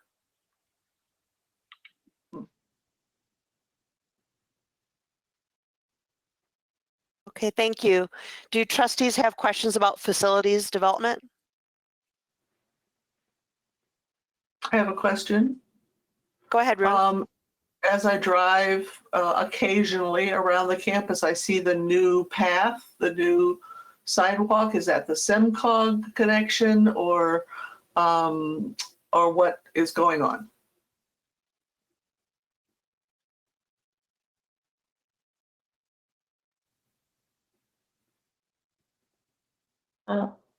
Trustee Johnson, Executive Vice President Johnson has that answer, but I see he's frozen. Oops. Yeah, it looks like he's frozen for a second here. Let's give it Okay, a he's back. I am back now. Sorry about that. Okay, go ahead. Yeah, Trustee Hatcher, yes, that is the SEMCOG project. The county deemed that to be essential, especially since it was outdoor work. So that has been going on schedule. It started in March and it's about a three-month project. That's great. Trustee Hatcher, since we are quarantined on the west side of Ann Arbor, where would we find it? Since you said you've circled around the campus and saw it working. If you start at the fitness center, sort of, it goes up and around the edge of the campus. There's a big berm there and it's at the top of the berm and it goes all the way to Clark Road. So awesome. far. Thank you. Well, this is McKnight Morton, and I'm just ecstatic to hear that they have started on this, seeing how it's been a few years getting processed and then on hold and all this other things that have been happening to this project. And I'm very excited to see what it looks like. And one day they'll have a sign up there, McKnight Morton sidewalk. Probably. Chair Fleming. Go ahead, President Blanca. Thank you. Actually, Trustee McKnight Morton beat me to the punch because, thank you for your persistence and your leadership and your participation on SEMCOG.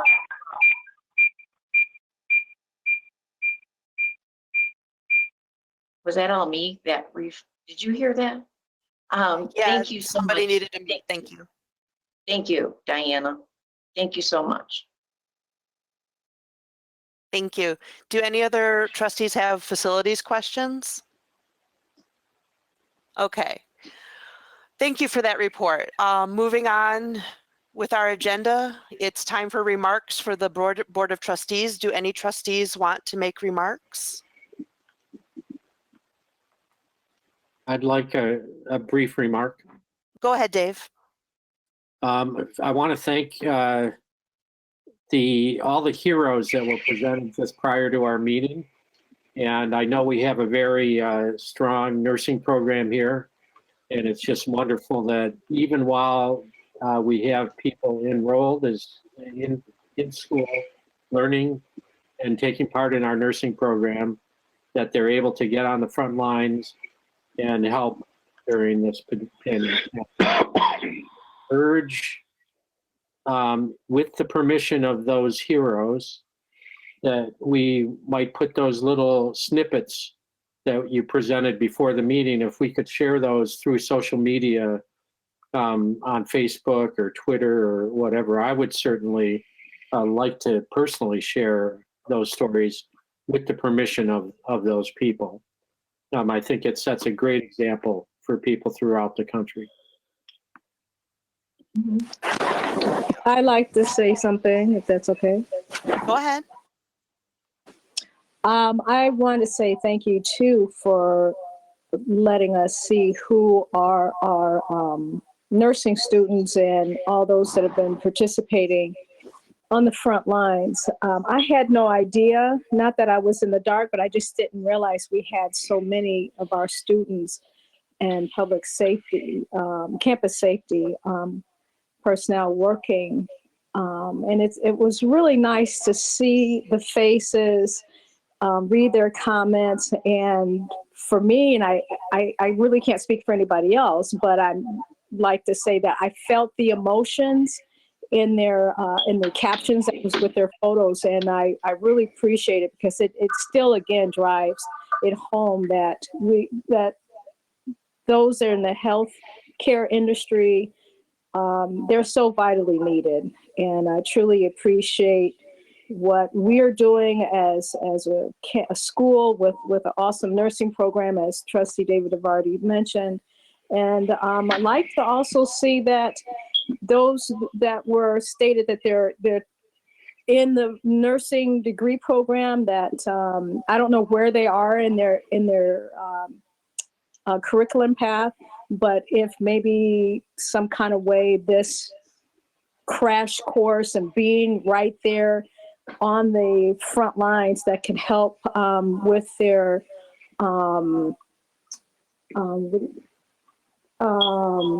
intern or something, give them an extra credit or something for time served, if you will. I'm doing air quotes because I can't think exactly what I want to say, but the crash course that they've got working on the front lines, helping with the patients, maybe that could also help get them further along in their studies, as I stated, time served. That would be great. Anything that would continually help them know that we're behind them and appreciate their work.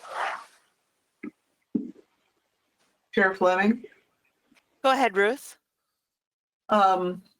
Yeah, I think that the heroes thing would make great social media, but I also, there's a lot of good news in the board memo. And I'm sure President Belanca will be mentioning that, but foundation efforts and social media and the virus webinar, all the different awards that our people are getting. And I would like to just highlight what HR is doing with people, part-timers who are being relieved of some of their hours in terms of helping them with unemployment contacts. I know a lot of people who are being furloughed and losing their jobs who aren't getting any kind of assistance from their HR or their administration. They're simply getting an email that says you're out. So I think that our HR department, I know they've lost a lot of staff and they're stretched thin, but I think they're doing a very humane and doing the right thing with helping our part-timers who are losing their hours. Can you tell me how many part-timers are losing hours?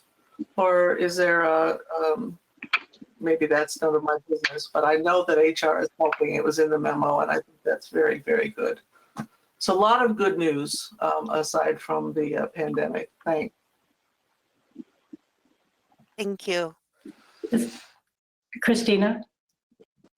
Go ahead. This is Michelle Mueller. The stories actually are on social media, and you can find them at wccnet.edu/news/heroes. Thank you, VP Mueller. Do other trustees have comments? I just want to throw out a comment that I think the employees and staff and faculty, everyone at the campus have done a yeoman's job. And I really believe that we're going to get through this like we all think it, but we need to say it, think positive, And once this is over, then we're going to think back as did we do it? But it's because everyone has been cooperative and working together as a team. And we have to continue to feel that way and think that way and act that way. Thank you. Thank you. Any other trustees with comments? Okay, thank you, everybody. President Blanca, are you ready? Yes, I am. Go ahead. In support of everything that we just talked about in regards to all the great things that continue to go around, have continued to happen at campus, trustees, I would like to once again, share my deep appreciation for all that's been accomplished since the pandemic forced our faculty and staff to remotely operate the college from our home offices and from their kitchen tables. And to those faculty or employees that have essential job duties on the campus, and they have reported to campus during this time to ensure the ongoing operation of our college. And I'd like to thank them as well. Together, all of us have kept the mission alive of WCC while we have simultaneously taken on the various personnel challenges that many people have had that work for us in regards to being teachers for their children, or perhaps having illness and the fear of being confronted with the virus. And so it has been a challenging time. And as the president, I've never been so proud of I've never been as proud of our faculty, our students, and our staff as I am now. And that's a big statement, because throughout the 9 years that I've been here, it's just been amazing to see what I have experienced this past 9 years, to the outstanding work of everyone and the commitment to our students and the faculty. And I'd like to thank the board right now for your ongoing counsel support, especially during these times, unprecedented times. It's been very helpful to me as the president. And so the pride that I feel for all the great work that we've done, and for all the actions that we've discussed, makes it significantly more difficult for me to act upon some institutional actions that have long been discussed but purposely deferred as long as possible. As pointed out in EVP Johnson's financial presentation this afternoon, in order to guarantee the sustainability of our college's future, the time has come to take the painful steps necessary to curtail the negative financial impact while that COVID-19 is having on the college, while at the same time to implement strategies to continue to position our college for continued success. Throughout the process of monitoring financial projections, my aim as president has always been to maintain a laser-like focus on student success, quality academic teaching, learning, academic programs and services, and to protect our employees' jobs.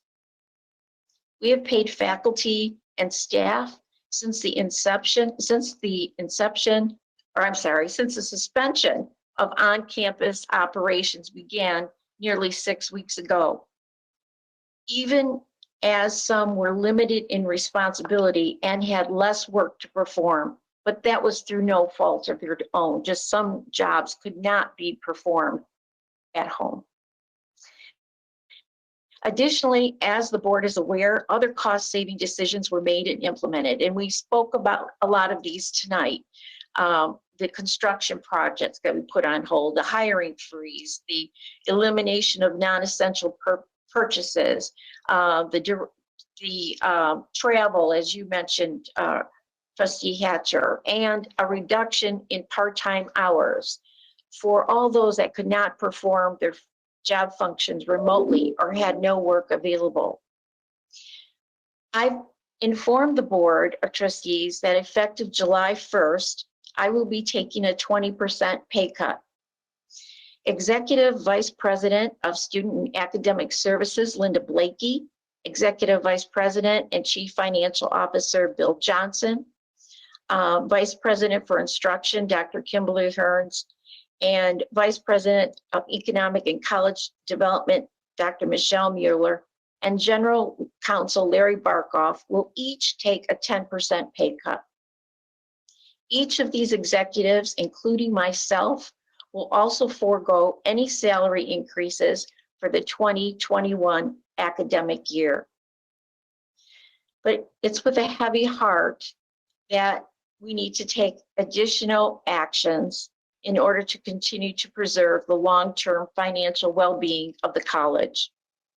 And it's with a deep regret that while looking at our independent positions and the alignment of those positions with our authorized strengths, as we have so often discussed, we took a good look at those positions. And while we focused on making sure that we focused our energies on positions that did not impact teaching, did not impact learning, did not impact student success and services, we felt that it's with deep regret that 15 full-time independent positions, which is the 8% that Bill Johnson referred to in his presentation, will be eliminated.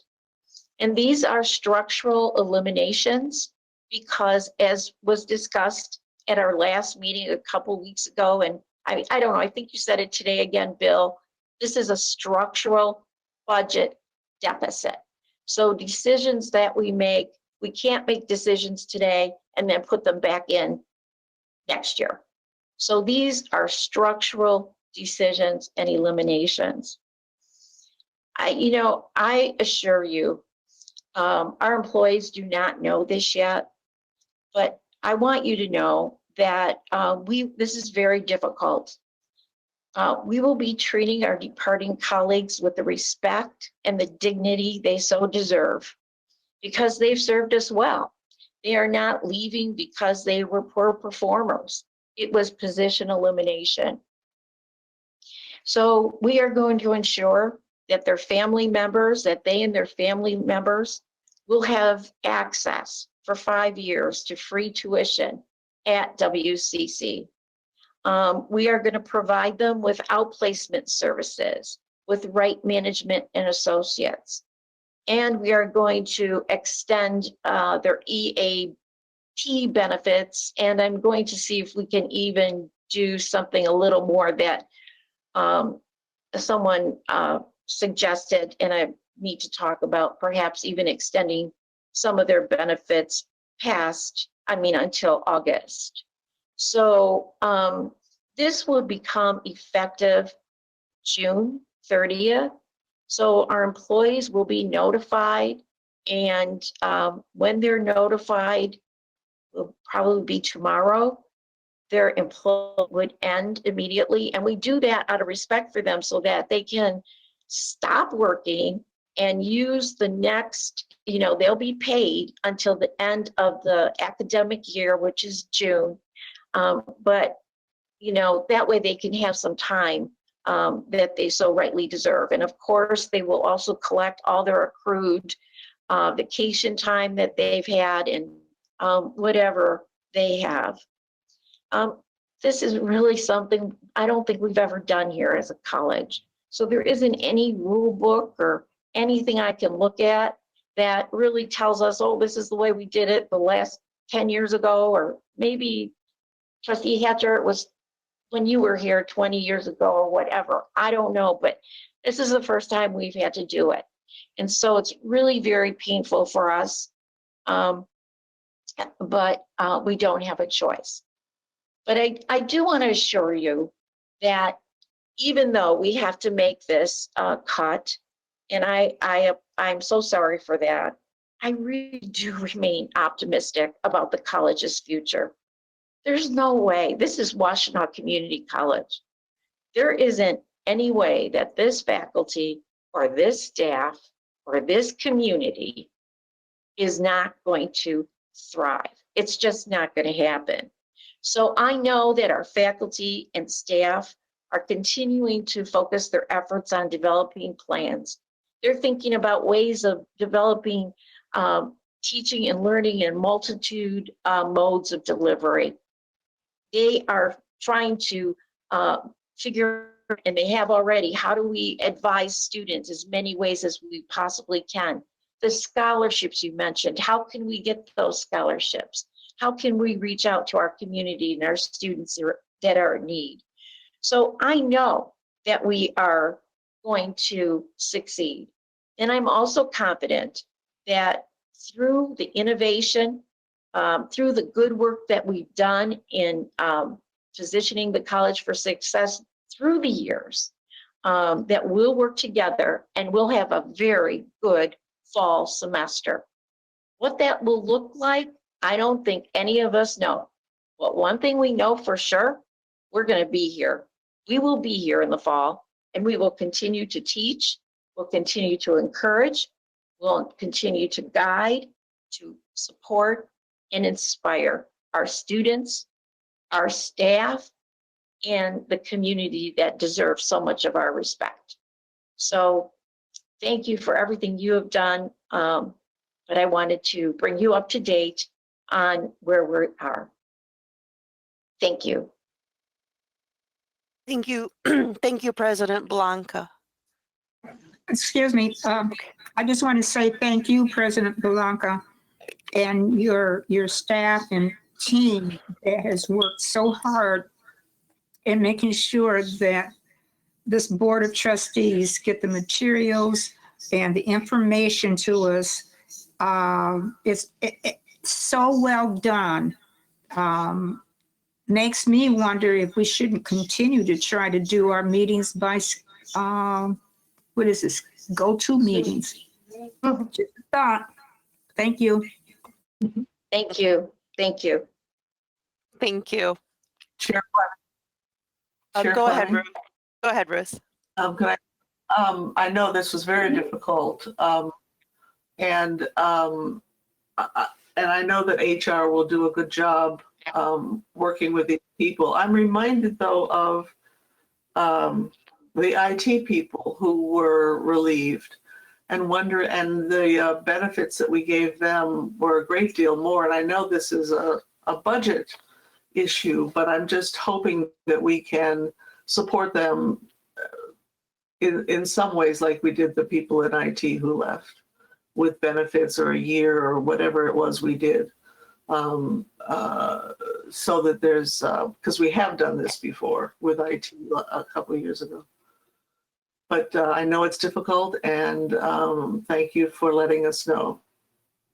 Thank you. Thank you. Thank you, Ruth. Thank you, President Blanca. Thank you. Okay, we're going to go down to old business, starting with tab D. Tab D, the recommendation is that the board approve the proposed revisions to policy 2030, the residency policy. Do I hear a motion to support this? Support. I move the motion. Okay, thank you, Dave and Ruth. Any Second. discussion? Any discussion on this policy? Okay, hearing none. Vanessa, please call the roll. Chair Fleming, Fleming, yes. Vice Chair Milliken. Vice Chair Milliken, You need to unmute.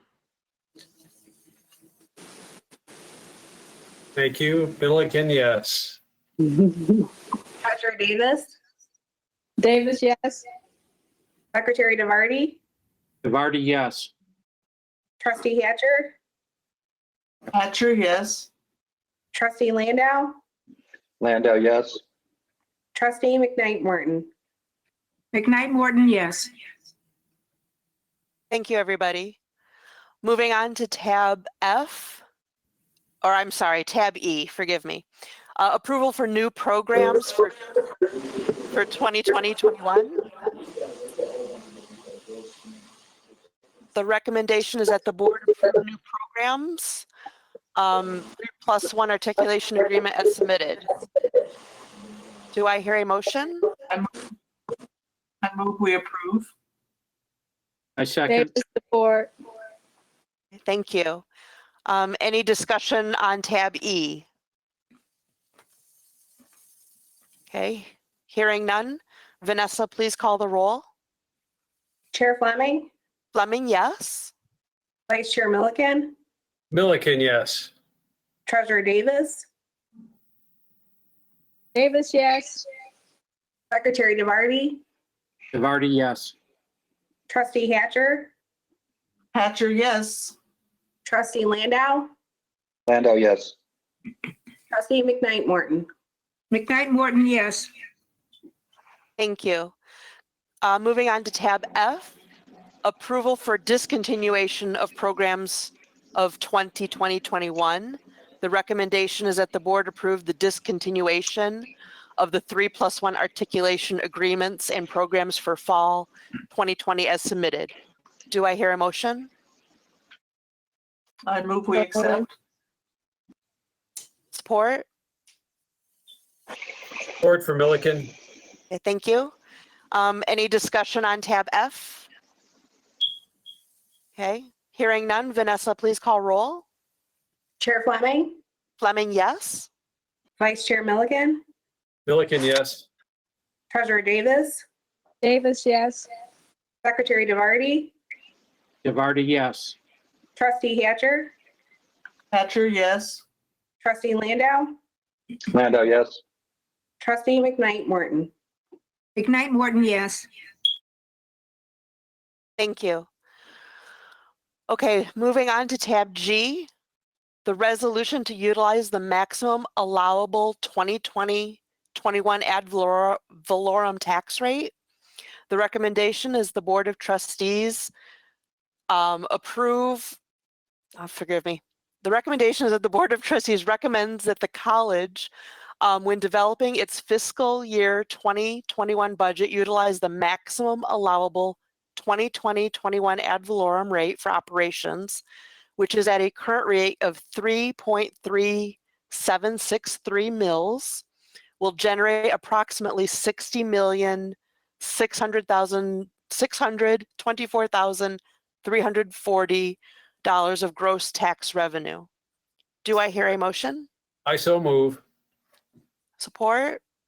DeVarty, Support. support. Okay. Any discussion on tab G? Hearing none.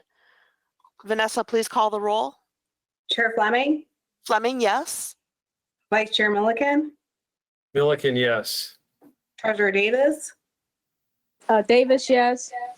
Secretary DeVarty, DeVarty, yes. Trustee Hatcher, Hatcher, yes. Trustee Landau, Landau, yes. Trustee McKnight Morton. McKnight Morton, yes. Thank you. Moving on to tab H.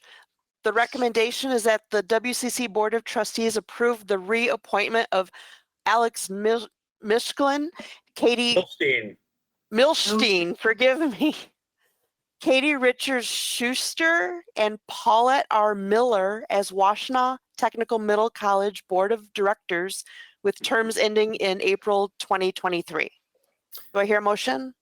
As the foundation representative, I so move. Support, Davis. Landau, support as the WTMC representative. Sorry. Thank you. Any discussion on tab H? Yes, I'd like to add missing from Alex Milstein's biography is the fact that he is a sitting director on the foundation board, who's made some great contributions to it over the past couple of years. Thank you. And this is Landau. Having sat on the board of WTMC with all of these individuals for the last 5 years, I can strongly recommend all of them. They are essential contributors to the WTMC board. Thank you. Vanessa, please call the roll. Chair Fleming, Fleming, yes. Vice Chair Milliken, Milliken, yes. Treasurer Davis, Davis, yes. Secretary DeVarty, DeVarty, yes. Trustee Hatcher, Hatcher, yes. Trustee Landau, Landau, yes. Trustee McKnight Morton. McKnight Morton, yes. Thank you. Moving on to tab I, under new business, the Wi-Fi redundancy infrastructure project. We did get kind of a preview of this on our last meeting. Would Mr. Kruger or Holman like to comment here?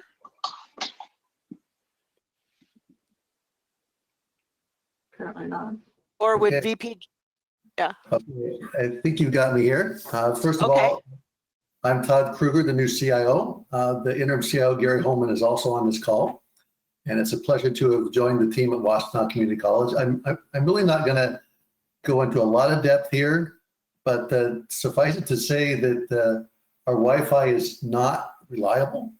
We've had 3 outages ranging from 45 minutes to 3 hours over the past few months. And I won't go too deep into the importance of reliable Wi-Fi, but I certainly can. But suffice it to say that faculty, students, and staff, use it a lot. And when it fails, classes, learning, and other key functions stop. So what is the cause of the outages and the cause of our reliability issues? So we have a Wi-Fi controller that's not redundant. So we have one Wi-Fi controller. The Wi-Fi controller is basically the brains or the central nervous system of the Wi-Fi. So when it has an issue, Wi-Fi for campus goes down. Our Wi-Fi controller is 11 years old. It was end of life in 2016. And I'm not making this up. Best practices are to have redundancy, but we only have one Wi-Fi controller. I'm surprised, to be quite frank, that we have not had more issues than we've had. So we need to purchase 2 new Wi-Fi controllers. We also have, we have over 300 access points, but we have 64 of those access points that are not compatible with these Wi-Fi controllers and need to be replaced. So access points are the devices around campus that provide internet access. So they are positioned at various places across campus. We also have very few areas where we do not have sufficient Wi-Fi access. I'm sorry, we have a few areas where we do not have sufficient Wi-Fi access point coverage. This is a small part of the project from a financial perspective, but important nonetheless. And the following areas do not have adequate Wi-Fi coverage. The GM and LA faculty offices. In the automotive area, Wi-Fi is needed for some of their diagnostic equipment, which is wireless. And the SC second floor is lacking coverage in the big open area. So why now? Why the urgency? So it takes time to acquire the gear. It takes time to install it. What we're looking to install is not easy, and it needs to be addressed the sooner the better. And kind of as I said earlier, it's not if, but when Wi-Fi will fail. And quite frankly, it's not a foregone conclusion that we can always revive it as we've been able to do to date. So we were able to obtain MyDeal quotes for the needed equipment. And a MyDeal is a state of Michigan approved purchasing consortium. So when we go through these approved vendors and get a MyDeal quote, we do not need to go to bid. The purchase would be covered by ITS fiscal year 20 budget funds. And that's a quick summary. Any questions? I have one question. Go ahead. So this motion is to buy the equipment, and then who's doing the installation of the equipment? Or is that going to be a further budget item that we'll see? No, the installation of the equipment will be done by ITS staff. The only exception to that being, like I said, a small portion of this project is adding some additional access points where they don't exist. So we'll need to get wiring done to those access points in order so those access points will work. We still have to determine who's going to do that wiring, but that the $330,000 that I'm requesting here will cover that wiring. Oh, well, okay, thank you. You're welcome. Okay, any other questions on this proposal?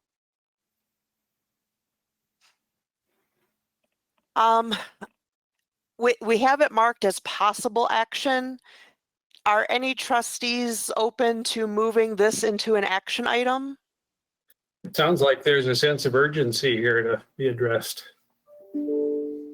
I think so too. When I first came on the board over 5 years ago, I remember us updating a lot of our Cisco Wi-Fi routers. And at that time, we knew that this stuff needed to be replaced at some point down the road. I just didn't think it would be 5 years. So I can attest that we are definitely at end of life on this stuff and it needs to happen. Is that a motion? I would like to hear a motion to move this to an actionable. I will so move to make it an actionable item on the Okay. agenda. Oh. Support? Support, Landau. Thank you. Okay, if there's no further discussion on Wi-Fi, we'll call the roll. Vanessa, go ahead and call the roll. Chair Fleming, Fleming, yes.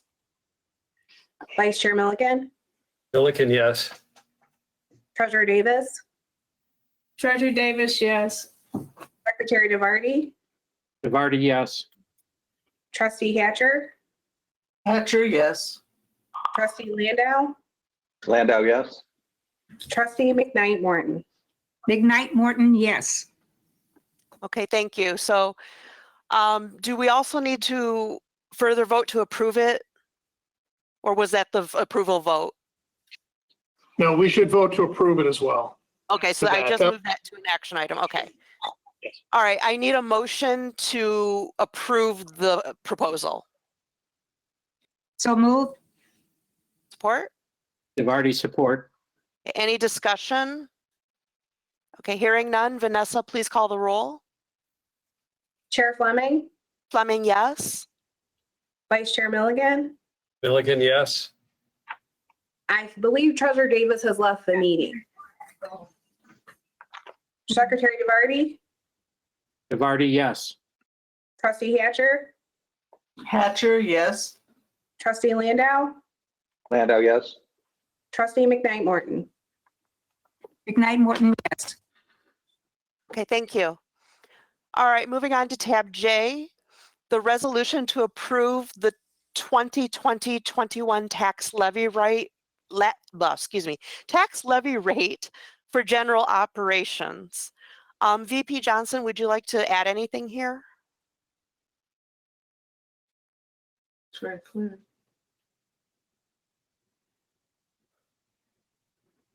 We are not hearing anything. Is VP Johnson still with us? Yes, but we can't hear him. Okay. President Blanco, did you want to say anything here about tab J? Yes. Okay. This is just a regular, this is to allow us to approve the levy of the mills that were voted in by our voters.